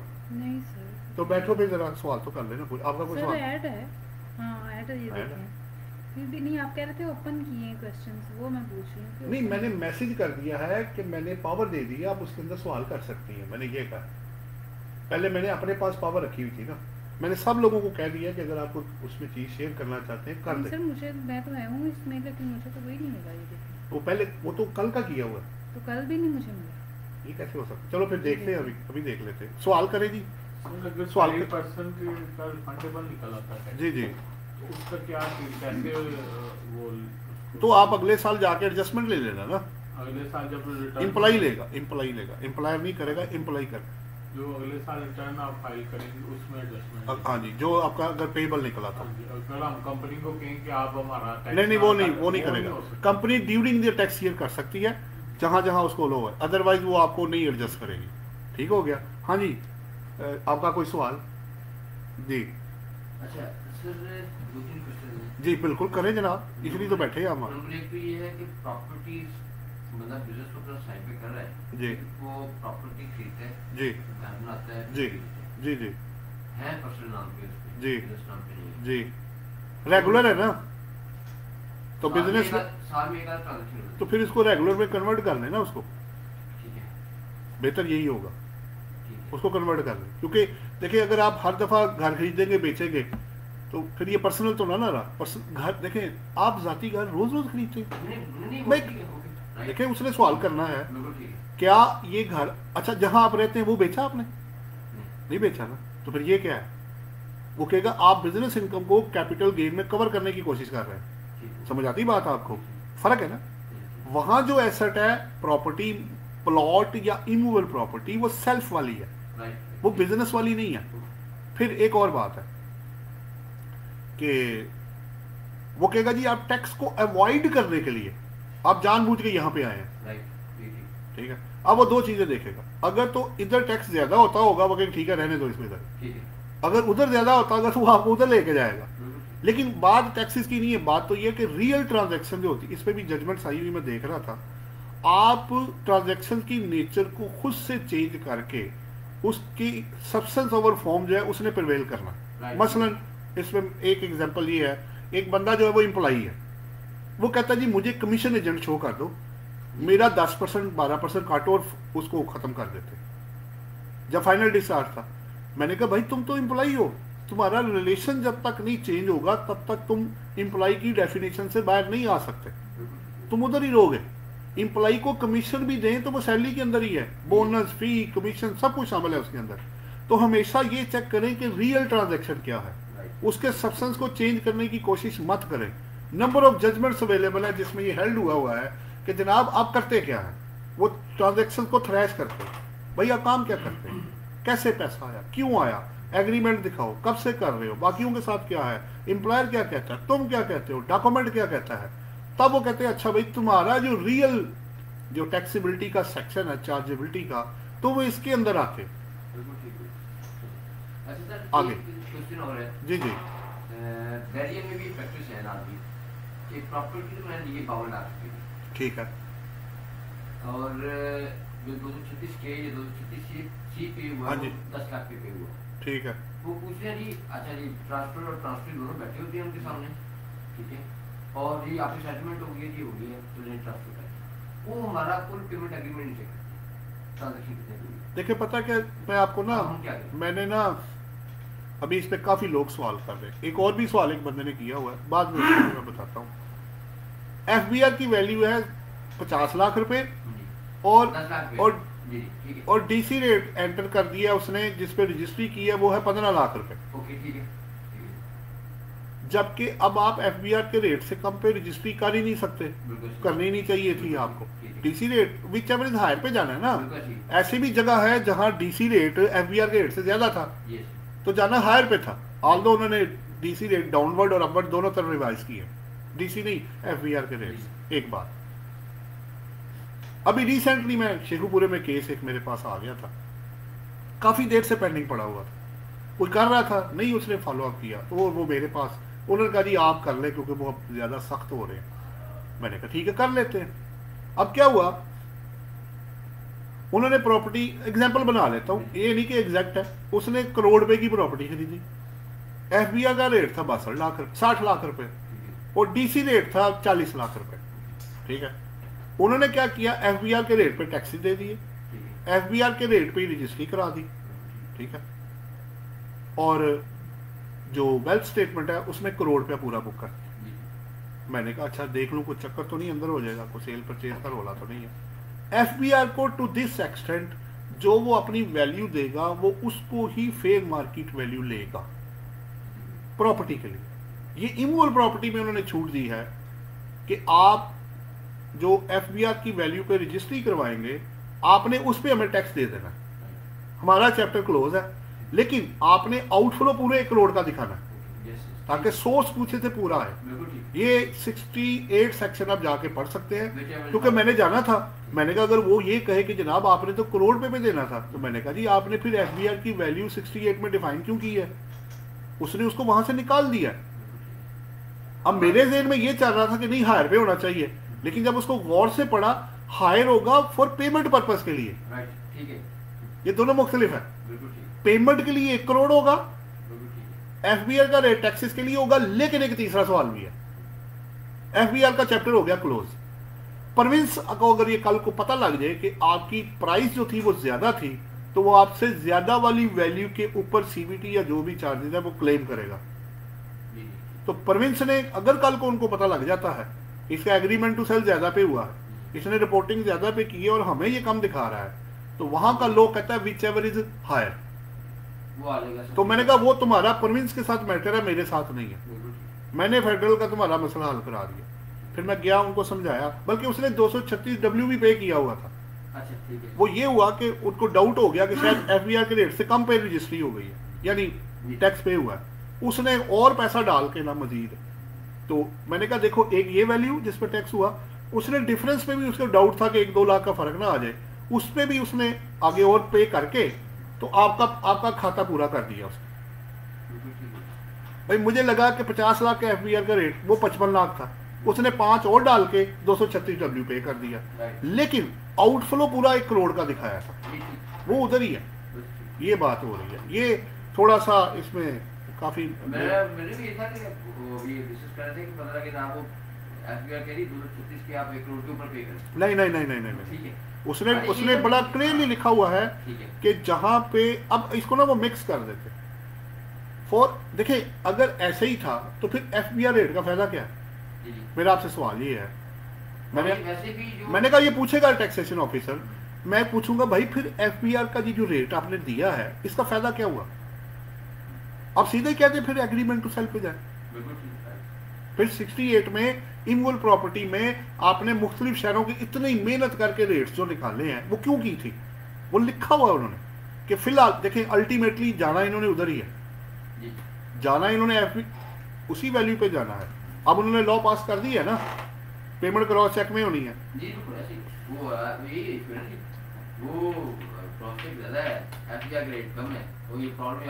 आपका नेक्स्ट क्वेश्चन ये अब इधर से ले लूं जी। वो कह रहे सर एम्प्लॉय कैन कार वाला एक दफा रिपीट कर दे 50-50 रेशो वाला। जवेद साहब बात ये हो रही है, मैंने आपसे ये कहा कि अगर आप गाड़ी की कीमत वापस कर रहे हैं तो आपकी ज़ाहिर फर्ज करें 10 लाख की गाड़ी आपने 5 लाख वापस कर दिया, जब आपको गाड़ी मिली उस वक्त वैल्यू थी 8 लाख रुपए, तो उस 8 लाख में से वो 5 लाख पिछला माइनस होगा और 3 लाख आपका बेनिफिट बन जाएगा। तो जितनी आप पेमेंट करते हैं वो माइनस हो जाएगी और अदरवाइज डिफरेंस जो होगा आपकी इनकम में ऐड होगा अगर ज्यादा हुआ तो। अगला सवाल है, should a person abroad declare his income from Pakistan in his return? जी बिल्कुल ऐसा ही है। जो नॉन रेजिडेंट है उसकी पाकिस्तान सोर्स इनकम चूँकि टैक्सेबल होती है, तो अगर वो एग्जम्पशन नहीं है तो उसको डिक्लेयर करना पड़ेगा। फिर वकार खान कह रहे हैं जी sir please explain character of minimum tax in business individual. ये पहले हमने डिटेल में शेयर किया, आप वीडियो में चेक कर सकते हैं कि आपको मिनिमम टैक्स या normal tax whichever is higher जो होगा, यानी प्रॉफिट एंड लॉस अकाउंट आप बनाएंगे मिनिमम टैक्स में अगर एप्लीकेबल है, और आप उसको कंपेयर करेंगे मिनिमम टैक्स के साथ, तो विच एवर इज जो हायर होगा वो आप पे करेंगे। लेकिन यहाँ पॉइंट ये है कि प्रोपोर्शनेट प्रॉफिट आपको निकालना पड़ेगा जो आपने मिनिमम टैक्स के ऊपर अर्न किया होगा। जी कोई और सवाल हो तो आप कर सकते हैं, वरना फिर हम इस सेशन को क्लोज करेंगे। जी जनाब, ऑनलाइन में कोई सवाल हो तो वो भी आप कर सकते हैं। जी सर एक बात कहना चाहता हूँ। जी कर ले सर। वो कासिम अली शाह की बुक पढ़ रहा था, कामयाबी का पैगाम जी, तो उसमें सर उसने टीचर के बारे में उन्होंने एक बात लिखी थी। क्या उन्होंने लिखते हैं कि अच्छा उस्ताद वो होता है जो माजी पास भुला देता है, प्रेजेंट में रखता है और फ्यूचर संवार देता है। अच्छा, तो सर जब मैंने ये जुमला पढ़ा तो मेरे नजर के सामने आपका चेहरा आ गया। तो आपके दिल से दुआ निकली या फिर मुझे बुरा बोला कहा आपने? नहीं सर, बहुत दुआ निकलती है सर, बहुत दुआ निकलती है, निकलती है। ये तो आप ये सारा क्रेडिट ख्वाजा साहब ये सारा क्रेडिट ना अल्लाह को जाता है, बंदा कुछ भी नहीं होता। मैंने हज़रत यूसुफ अलैहिस्सलाम की जब फिल्म देखी थी ना, तो जितने भी काम उन्होंने किए एंड पे एक ही फिक्रा होता था, मुझे बड़ा पसंद आया कि ये जो कुछ भी है देखें, अगर वो अल्लाह मियाँ जिससे चाहे ना, जो चाहे जैसे चाहे वो काम करा सकता है। ये पावर उसके पास है, ये हमारे पास नहीं होती। ये सब कुछ दिया हुआ अल्लाह का ही होता है, पर फर्क पता क्या है, हमें समझ लेट आती है। हम समझ रहे होते हैं, हम कर रहे होते हैं, हम नहीं कर रहे होते, आपसे करवाया जा रहा होता है। ये याद रखिएगा, ये सारा क्रेडिट सिर्फ अल्लाह की ज़ात का ही है, बंदे का कुछ भी नहीं है। बंदा आ जाए कल है ही नहीं, ठीक है ना। तो इसलिए ये सारा क्रेडिट, ये आप अल्लाह का शुक्र अदा करें, मेरा नहीं, अल्लाह का शुक्र अदा करें जिसने हमारा रिलेशन बनाया, जिसने हमें इसको कैरी करने का तरीका बताया, जिसने हमें मौका दिया कि हम थोड़ा सा काम कर सके। ये सारी रहमत, सारा कुछ उसकी वजह से ही होता है, बंदे का कुछ भी नहीं होता। ये भी मुझे बड़े अच्छे तरीके से ये बात समझ आ गई हुई है, लेकिन वक्त लग गया। मैं आप खुद 51 साल का हो गया हूँ। वो कहते ना, ठुड्डे भी खाते ने, गाला भी खादिया ने, गल्ला भी सुनिया ने, चीटिंग भी हुई है, धोखे भी देखे हैं, फ्रॉड भी हुए हैं। सब कुछ देख के एंड पे बंदा एक ही जगह पे पहुंचा कि भाई ये सब कुछ जो कुछ आपको दिया गया था आपके अपने ही अमाल थे, लेकिन जितनी अच्छी चीज़ें थी वो अल्लाह की रहमत की वजह से आपको दी गई। और आज अगर वो अल्लाह आपसे वो चीज़ ले ले तो दुनिया में कौन बंदा है जो आपको देगा, कौन है जो आपको इज्जत लेके देगा। तो इसलिए at the end of the day आपका वेलफेयर, आपका भला करने वाला, आपका मोहसिन, आपका दोस्त, वो एक ही होता है, अल्लाह होता है। और एक फिक्रा बड़ा अच्छा है, मैं करके आपको शेयर कर दूँ। कहते हैं अगर इंसान को ये पता लग जाए ना कि दूसरा इंसान आपके बारे में क्या सोचता है, ये अगर पावर दे दी जाए तो शायद आप एक दूसरे को दफनाना भी बंद कर देंगे। तो जो बंदा अल्लाह का शुक्र अदा सही नहीं करता वो बंदे का कैसे करेगा, बड़ा मुश्किल हो जाएगा उसके लिए। बेहतर यही है आप अल्लाह से लौ लगाएं, उसी से मांगे, उसी से मोहब्बत करें, उसी से ले, सब कुछ देगा वो आपको। और कभी जिताएगा भी नहीं, कभी नहीं कहेगा फलाने वक्त मैंने तुम्हें ये दिया था, तुम्हें औलाद दी, सेहत दी, तंदुरुस्ती दी, मुसलमान पैदा किया, इतनी नेमतें दी, नजर नहीं आई तुम्हें, कुछ नहीं नजर आता तुम्हें, अंधे बहरे और क्या हो गए हो तुम्हें नजर नहीं कुछ आता। तो अल्लाह की बड़ी रहमत है, बड़ा शुक्र है उसका कि उसने ये काम करने की तौफीक दी। बहरहाल मैं आपका शुक्रगुजार हूँ, आपने अच्छे लफ्जों में याद किया। जी ये सवाल जी और भी 2-3 रह के मैं क्लोज कर रहा हूँ।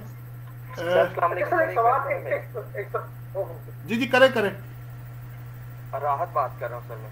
कर लो राहत बात, राहत पहुंचाओ, करो बात। सर हाँ थैंक यू सर। सर एक सैलरीड पर्सन है और साथ में इंश्योरेंस का काम भी करता है पार्ट टाइम पे ना। एक मिनट रुक जाते हो, अजान हो जाए, 1 मिनट सिर्फ। जी सर 1 मिनट सिर्फ। जी श्योर सर, मैं वेट कर रहा हूँ।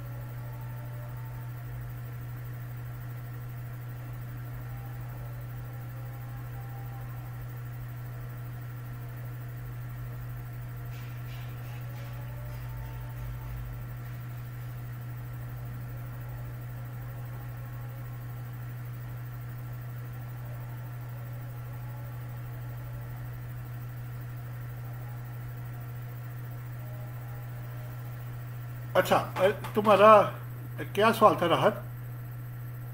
सर सैलरीड पर्सन है, साथ में लाइफ इंश्योरेंस का वो पार्ट टाइम काम कर रहा है, ठीक है, उधर से उसको कमीशन इनकम आ रही है, ठीक है, जो भी उसको इनकम होती है वो उसके ऊपर टैक्स काट के फाइलर है, तो 8% टैक्स काट के अंडर सेक्शन 233 उसको पेमेंट कर रहे हैं। अच्छा 2020 में जब सर मैं उसकी फाइनल FTR में जाके उसका कमीशन का जब टैक्स बुक करता हूँ तो वो ऊपर पॉपअप आ जाता है कि जी आप इसको बिजनेस इनकम में ऐड करें। हाँ, देखो पता क्या, दो तो चीजें ये हैं। पहले तो कमीशन इनकम अब FTR नहीं है, नॉर्मल टैक्स रिजीम में है, स्वाय आपके पेट्रोल पंप्स के, ठीक है, ठीक हो गया। तो आपको कॉन्सेप्ट पहले ठीक करें, ये मिनिमम टैक्स रिजीम में जाएगा, इसका खर्चे माइनस करके सैलरी के अंदर ऐड करके इसको टैक्स लगेगा, ठीक हो गया। फिर आप इसका प्रोपोर्शनेट टैक्स निकालेंगे, उसको उसकी कमीशन वाले टैक्स से कंपेयर करेंगे, दोनों में से जो हायर होगा वो बाहर आएगा, और सैलरी वाले टैक्स के अंदर जाके जमा होके तो टोटल टैक्स बनेगा।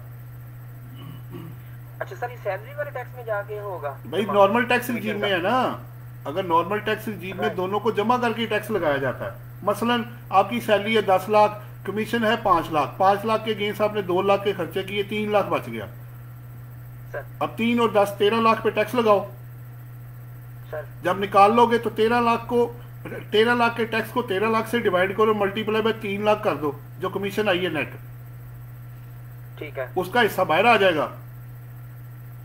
ठीक हो गया। उस कमीशन के ऊपर प्रोपोर्शनेट टैक्स या जो कटा उसका 10%, विच एवर इज हायर। जी सर, चेक कर लेना कि 3% वाले में आता है या 8% 10% वाले में आता है, वो चेक कर लेना।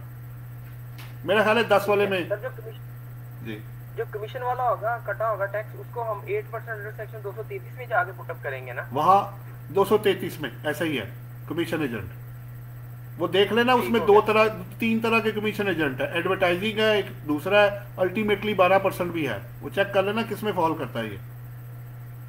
जी right sir, thank you sir. एक और मेरा क्वेश्चन है जी, करे एग्रीकल्चर इनकम 2020 में 4 लाख तक एग्जेम्प्ट है जी, एग्जेम्प्ट नहीं है, 0% टैक्स है। कितना सर? 0% टैक्स है, एग्जेम्प्ट होने में और 0% होने में फर्क होता है। जी जी जी, ऐसे ये प्रोविंस का जो है उसकी मैं बात आगे चलो आगे। 4 से 8 के दरमियान अगर इनकम है तो उसको उन्होंने 1000 दिया हुआ है, और इस तरह आगे अगला स्लैब रेट 2000 का, वो ठीक है। अब आपका सवाल क्या है? सर मेरा क्वेश्चन ये है कि जब हम टैक्स इनका कैलकुलेट कर लेते हैं तो प्रोविंस में ये नेशनल बैंक में अंदर वो चलान 32 में जमा होगा या डिप्टी कमिश्नर ऑफिस में ये जमा होगा? जी 32A में जाएगा, क्योंकि उनका चलान अलग है, उनको इधर नहीं जमा कराना है FBR के पास आपसे। आपका 32A में जाएगा? हाँ जी। आपका कोई और सवाल है? 32A में सर जमा करके तो ये मैं अटैचमेंट में जाके ये 32A वाला चलान अटैच करके सबमिट कर दूं रिटर्न? इधर नहीं अटैच करना, उनको देना है, प्रोविंस को देना, फेडरल के साथ नहीं है। फेडरल जब कल को मांगेगा एविडेंस दो तो तब आप देंगे उसको। सर मेरा लास्ट प्लीज गाइड कर देंगे, प्रोविंस में कहाँ जाके किस दफ्तर में लाहौर में जमा कराना है? अगर पंजाब में भाई जिस ज्यूरिसडिक्शन के अंडर आएगा, पंजाब वाला पंजाब के पास है ना। अब ऑफिस का गूगल पे सर्च कर लो ना, पंजाब एग्रीकल्चर इनकम टैक्स का दफ्तर किधर है, तो पता लग जाएगा मसला क्या है। जी ठीक, बहुत शुक्रिया बहुत शुक्रिया। हाँ जी, हाँ जी। ख्वाजा साहब आप बीच में आए थे, कुछ सवाल रह गया था। जी जी सर, क्वेश्चन मेरा ये कि अभी आजकल जिस तरह की हो रहा है प्रॉपर्टीज की फाइल्स खरीद लेती है, जी जी, वो फिर आगे बेचने लगती है, जी जी, तो सर अगर उसमें किसी को प्रॉफिट हो जाता है, गेन जी हो जी, जाता है, बड़ा अच्छा सवाल है ख्वाजा साहब, इसका क्रेडिट आपको जाएगा। बड़े लोगों का आपने फायदा कर दिया ये सवाल करके। देखिए फाइल में 2 चीजें हैं, अगर तो आपका नाम पीछे चेंज होता है, टाइटल चेंज होता है, टाइटल आपका था, टाइटल उसको गया, वो चेंज करते हैं, तो फिर तो आपका कैपिटल एसेट है, लैंड आप बेच रहे हैं या घर है, फिर तो 37 के अंदर कैपिटल गेन में चला जाएगा। और अगर आप ये सिर्फ राइट ही सिर्फ दे रहे हैं लेकिन पीछे से कुछ भी नहीं है, तो ये कैसे होगा? मेरा ख्याल है कि मुझे जो इन्फॉर्मेशन आई है, पीछे से वो टाइटल भी चेंज करते हैं, जब वो चेंज होगा तो ऑटोमेटिक है कि ये कैपिटल गेन बन गया आपका। लेकिन सवाल ये है, ये रेगुलर बेस पे ना हो। अगर आप एज ए प्रॉपर्टी डीलर या बिल्डर और डेवलपर के तौर पे काम कर रहे हैं तो फिर ये आपकी इनकम फ्रॉम बिजनेस बनेगा, फिर कैपिटल गेन में नहीं आएगा। ठीक है सर, ठीक है सर। हाँ जी, ठीक है। और जी अब ऑनलाइन में 1-2 सवाल है जी, ऑनलाइन में 1-2 सवाल है। वो कह रहे हैं sir I heard that in second hand, कहते हैं सेकंड हैंड क्या, second hand car every one पे न्यू कार टैक्स।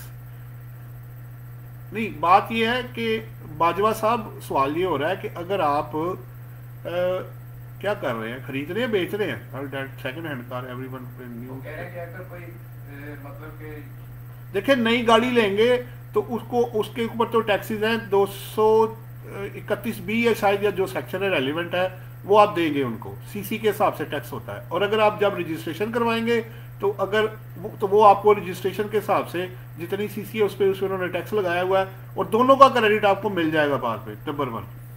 नंबर 2, 10 साल पुरानी गाड़ी हो जाए तो फिर उस पर टोकन तो लगता है, लेकिन टैक्स जो है इनकम टैक्स माफ हो जाता है, वो आप चेक कर सकते हैं। अब बाजवा साहब जवाब मिल गया तो ओके कर दें। अगला सवाल है जी, sir if a person received बयाना against property in full then how enter in return. देखें, अगर आप नबी साहब बयाना पूरा रिसीव कर चुके हैं 100% है तो ये advance against sale of property होगा, जो कि लाइबिलिटी के तौर पर रहेगा जब तक कि प्रॉपर्टी उसको देके वो रजिस्ट्री नहीं करवा लेते और आप पूरी पेमेंट में लिखते नहीं कि ये बयाना नहीं है, ये एग्रीमेंट टू सेल अब हो गया है, तब तक तो वो एडवांस रहेगा, वरना फिर आपको उसको दिखाना पड़ेगा कि ये सेल हो गई है। Tax on 0 meter car tax, ये आपको बता दिया जी, पैसे कहाँ से आए वो पूछेंगे, और 0 मीटर कार के ऊपर 231B है अगर मैं मिस्टेक नहीं कर रहा, तो सीसी के हिसाब से वो टैक्स लेंगे, बाद में एडजस्टमेंट मिल जाएगी। देखिए एक अच्छा कमेंट आया, वो कह रहे हैं, राजा साहब कह रहे हैं, सर लोग इल्म के मामले में बुग्ज करते हैं, आप इसके बिल बरक्स है, आपके इल्म में बरकत दे। पर आमीन जी, राजा साहब नॉलेज बांटने से ही बढ़ता है, बिल्कुल ऐसे ही है। आगे कह रहे जी, sir individual and salary person tax rates क्यों डिफरेंस है? सैलरी पर्सन लिमिट 6 लाख है और इंडिविजुअल 4 लाख है। बिल्कुल ऐसी है नवीद साहब, इंटेंशन बड़ी क्लियर है कि वो सैलरी पर्सन को बेनिफिट ज्यादा देना चाह रहे हैं as compare to non salaried person के। अच्छा ओके हो गया। और आखिरी क्या जी, inherited property sold then capital gain will apply. देखिए इनहेरिटेड प्रॉपर्टी जब आप बेचते हैं तो जरा प्रिंसिपल याद रखिएगा कि जिस दिन आपको इनहेरिटेड में मिली थी उस दिन की फेयर मार्केट वैल्यू आप लेस करेंगे इनकम टैक्स पर्पस के लिए, कैपिटल गेन निकालने के लिए। मसलन 5 साल पहले आपको मिली थी प्रॉपर्टी, उस वक्त वैल्यू थी 1 करोड़ रुपए, आज आप 4 करोड़ की बेचेंगे तो 4 करोड़ में से 1 करोड़ माइनस होगा इनकम टैक्स पर्पस के लिए, और वेल्थ में से आपका जो गेन होगा वेल्थ स्टेटमेंट के लिए 4 करोड़ पूरा होगा और इनकम टैक्स के लिए 3 करोड़ निकलेगा।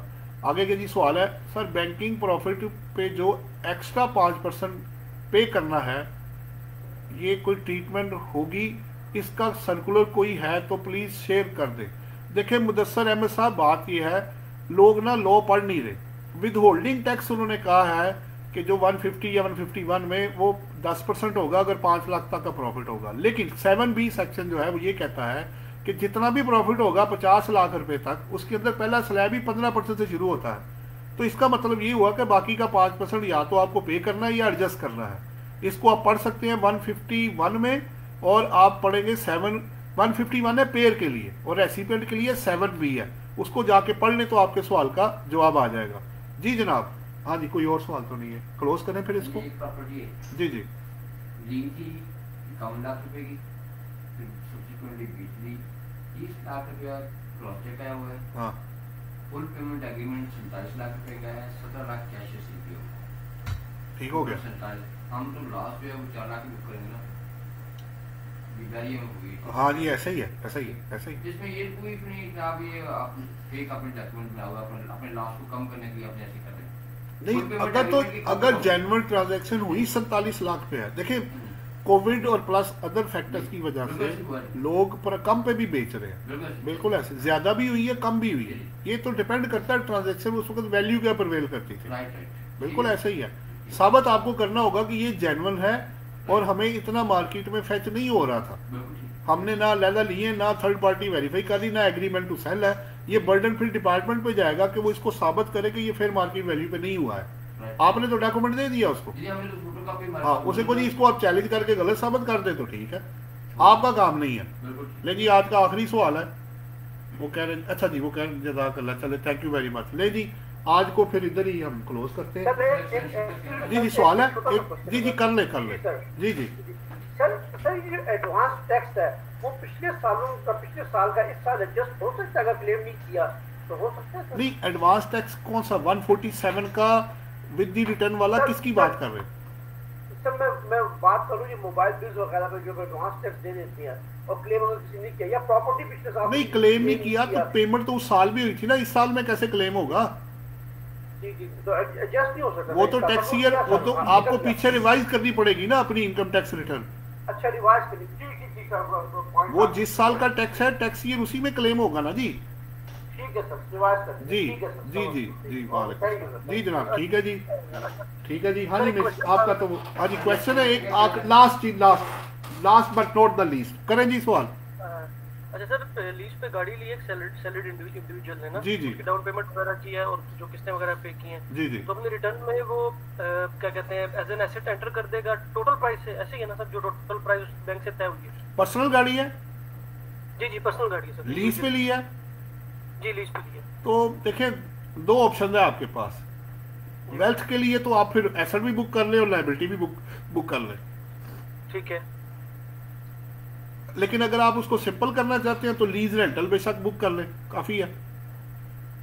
क्योंकि क्योंकि क्योंकि एसेट इसके नाम नहीं है ना, एसेट इसके नाम नहीं है। नहीं तो आप बेहतर क्या सजेशन करते हैं? देखिए मैं सजेशन ये दूंगा कि इशू ये आ रहा है कि जब तक टाइटल आपके नाम नहीं होगा तो आप एसेट कैसे बुक करेंगे? आल्दो के स्टैंडर्ड ये कहते हैं कि सब्सटेंस ओवर फॉर्म यूज करना, लेकिन वो कंपनी के लिए है, इंडिविजुअल पे तो स्टैंडर्ड भी अप्लाई नहीं ना होते। तो आप लीज रेंटल बुक कर दें बस, जो एक साल में पेमेंट की उसने बस वो बुक करके सिंपल रखें और उसको फारग कर दें। और जो उसकी उसने टैक्स वगैरह पे किया गाड़ी पे वो क्लेम कर लें, उसमें क्या मसला? ठीक हो वो तो आप क्लेम कर लेंगे। जो टैक्सेस आप पेड करते हैं वो आप ट्रांजेक्शन को कवर करके कर सकते हैं। ठीक है ठीक हो। हाँ जी हाँ जी। और जी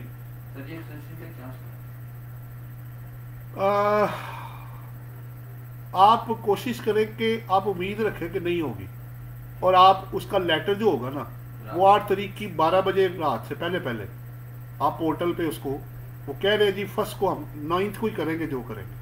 अच्छा। सुना तो यही है। अब वो कर दे, प्रेशराइज हो कुछ हो, मैं कह नहीं सकता, लेकिन आप कोशिश करें कि 30 डेज की एप्लीकेशन उसको ई पोर्टल पे सेट कर दें, क्योंकि लेटर आ गया कि जी इनको जो मांगे उसको टाइम दे दें, कोविड प्लस अदर फैक्टर्स के लिए। अब वो कर दे ना करें, देखिए ये चॉइस, ये मेरे पास पावर नहीं है, हम तो अंदाजे लगा रहे होते अच्छा जी हो भी सकता है और नहीं भी हो सकता। सवाल यह है कि ना हुआ तो 9 को अगर आप एप्लीकेशन देंगे तो ड्यू डेट के अंदर तो नहीं ना एप्लीकेशन गई, वो उधर से वो फिर कितनी जो बुरा वक्त आता है फिर कोई भी नाल खड़ा नहीं ना होता। लिखने को क्या कहेंगे, मैं लिख दूंगा। सवाल यह कि लीगल प्रोटेक्शन कहाँ से मुझे मिलेगी? लीगल प्रोटेक्शन के सर वो मैनुअल एप्लीकेशन हमारी चलेगी नहीं। लीगल प्रोटेक्शन के लिए ये जो आपको मैंने अभी बताया ना प्रॉपर्टी वाला, ये तो बड़े आराम से आपको मिल गया, मुझे हफ्ता खपना पड़ गया था। मैं उससे बात करूं उससे बात करूं, मुझे जवाब ही कोई ना आए। मैं कहा यार मैंने नहीं किसी से पूछना, दिखाओ यार इधर रखो इसको। पूरे सब सेक्शंस को थ्रैश किया, एग्जाम्पल बनाई, उसको मैंने सेट किया। मैंने कहा यार मुझे समझ आ गया। अब इसने जो किया है ना कि दोनों पर्पज ही डिफरेंट है, समझ आ रही है?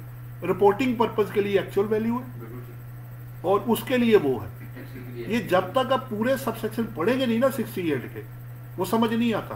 वो बड़ी घुमन के लिए अंदर डाली हुई है उसने, वो उधर 111 के लिए ये होगा, फलाने के लिए ये होगा, उसको ड्राइव करना पड़ता है अंदर से भाई कि ये क्या कहना चाहता है, क्योंकि आपने तो काम की बात सुननी है। अच्छा यार अब करना क्या है? बिजनेसमैन ये नहीं सोचता, वो कहता जी कानून पढ़ा हुआ है, आप पढ़े, बड़ा अच्छा है, बड़ी खूबसूरत किताब है, बड़ी अच्छी राइटिंग है, बड़ी अच्छी प्रेजेंटेशन है, मुझे मत बताना, मुझे सिर्फ काम की बात बताओ। ये हो सकता है कि नहीं हो सकता? जी अच्छी बात है। लाइक एक सर ग्राफिक डिजाइनर, अगर आप 133 के अंदर पढ़ना सेकंड शुरू में जाकर जो सॉफ्टवेयर, जी जी वो सॉफ्टवेयर वेब डिजाइनिंग वाले हैं। एक है ग्राफिक डिजाइन। हाँ मेरा जो क्लाइंट है वो इंजीनियर है। हाँ में सोर्स देता है। अच्छा वो मैकेनिकल इंजीनियरिंग की ड्राइंग बना के बताता हूं। ठीक हो। अच्छा वो AutoCAD है, ये है ग्राफिक डिजाइन। अच्छा वो है डिजाइनिंग। ठीक है। वो AutoCAD की जो भी ड्राइंग्स बनती हैं वो उनको बुलाता है और उनके ऑनलाइन मॉनिटरिंग भी करते हैं। ठीक है। तो हम 133 में फॉलो कर देंगे। तो फिर आप देखें उसके अंदर जो स्पेसिफाइड है उसमें आप कवर होते हैं वेब डिजाइन और सॉरी ग्राफिक डिजाइन, और ये है डिजाइनिंग बेसिक ड्राइंग। तो फिर आप ऐसे करो कि ये जो इंजीनियर हैं इनसे पूछो कि इन दोनों में फर्क क्या होता है। क्योंकि ये मेरा फील्ड नहीं, डिफरेंट है तो फिर नहीं आएंगे आप। जो देखिए जो एग्जम्पशन में लॉ फेवर हमेशा डिपार्टमेंट को करता है, जो उसमें कवर्ड है जिस एक्शन तक है। अच्छा अगर उसने लिखा ना इंक्लूड्स है फिर बात और है, नहीं दूसरी लाइन लिखी ना आईटी एनेबल्ड सर्विसेज इंक्लूड्स, हां ऑटोकैड का नहीं वर्ड नहीं है, वेब ग्राफिक क्या है तो किसी तो दो उससे पूछो क्या ये दोनों इसके अंदर मर्ज हो सकते हैं, ये आ सकता है इसके अंदर ग्राफिक डिजाइन और ऑटोकैड डिजाइन, क्या ये हम इसको सिमिलर फुटिंग पे ला सकते हैं इसका। एक वर्ड भी है मॉनिटरिंग, और दोनों में फर्क भी लाजमी पूछना कि इसमें और इसमें फर्क क्या है। जैसे अकाउंटिंग सर्विसेज भी कवर्ड है, ये मैं आपको बताता चलूं। अगर आप अकाउंटिंग सर्विसेज देंगे तो ये आईटी इनेबल्ड सर्विसेज कैसे हो गई, समझ आती बात। आप यहाँ बुक की कीपिंग करके उसको वहां भेज रहे हैं, काम तो इधर किया था आपने, तो उसकी जो वर्डिंग है उसको देखना बहुत जरूरी है कि कहीं अनड्यू बेनिफिट ना आप ले जाए। जी कवर जरूर करें पर जबरदस्ती नहीं। रिमोट मॉनिटरिंग का वर्ड भी यूज हो रहा है। हाँ जी आया हुआ ये ऑटोकैड डिजाइन, ऑटोकैड उसके इंजीनियरिंग का नक्शा तो नहीं, मॉनिटरिंग तो कवर हो गया ना, रिमोट आप कर रहे हैं, रिमोट से बैठ के सब कर रहे हैं, लेकिन आगे जो क्लास उसकी है जिसको वो कवर कर रहा है किसकी मॉनिटरिंग। नहीं वो जो बिल्डिंग बन रही है, जो उसने नक्शा यहाँ से भिजवाया था उसकी मॉनिटरिंग यहाँ से बैठे कर मान लिया मैं पूछ ये रहा हूँ, ये जो रिमोट मॉनिटरिंग है ये उन्हीं सर्विसेज की है ना जो नीचे लिखे हुए हैं। मॉनिटरिंग किसकी, ये सेपरेट है सर, जैसे अकाउंटिंग सर्विसेज सेपरेट है। हाँ remote monitoring accounting services graphic design, तो अब दो चीजें मुख्तलिफ हो गई। एक जो आपने बना के भेजा वो अलग हो गया, और जो आपने मॉनिटर किया वो कवर्ड हो गया। अब सिर्फ उसको कवर कर ले जो ऑटो कैट वाला आप कह रहे हैं। दो तरह की पेमेंट होगी ना, एक वो जो आप मॉनिटरिंग कर रहे हैं वो कवर हो जाएगा, तो जो आप नीचे वाली दे रहे हैं उसका क्या बनेगा, उसको कवर कराए।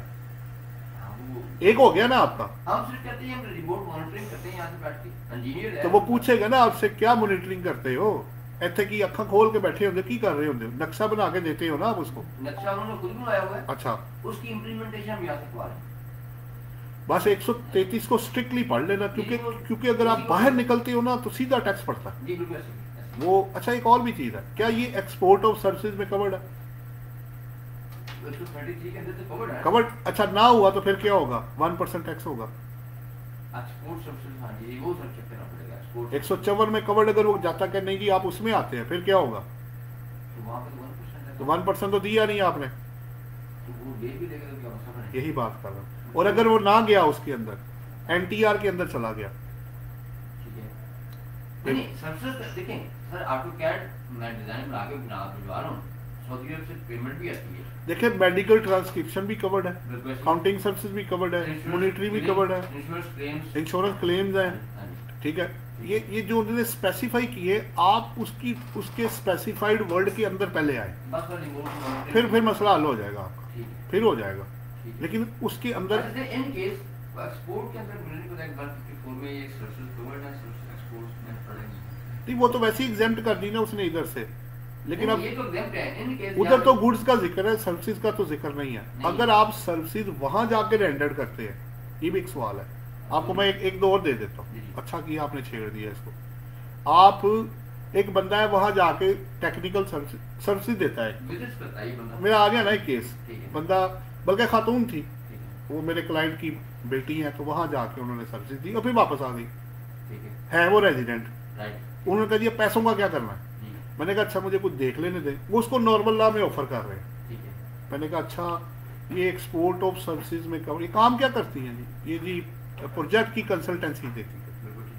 अच्छा अब मैं उसको आईटी इनेबल सर्विसेज में ढूंढूं तो वो मुझे ना मिले उसके अंदर, क्योंकि वो नहीं आ रहा था उसके अंदर।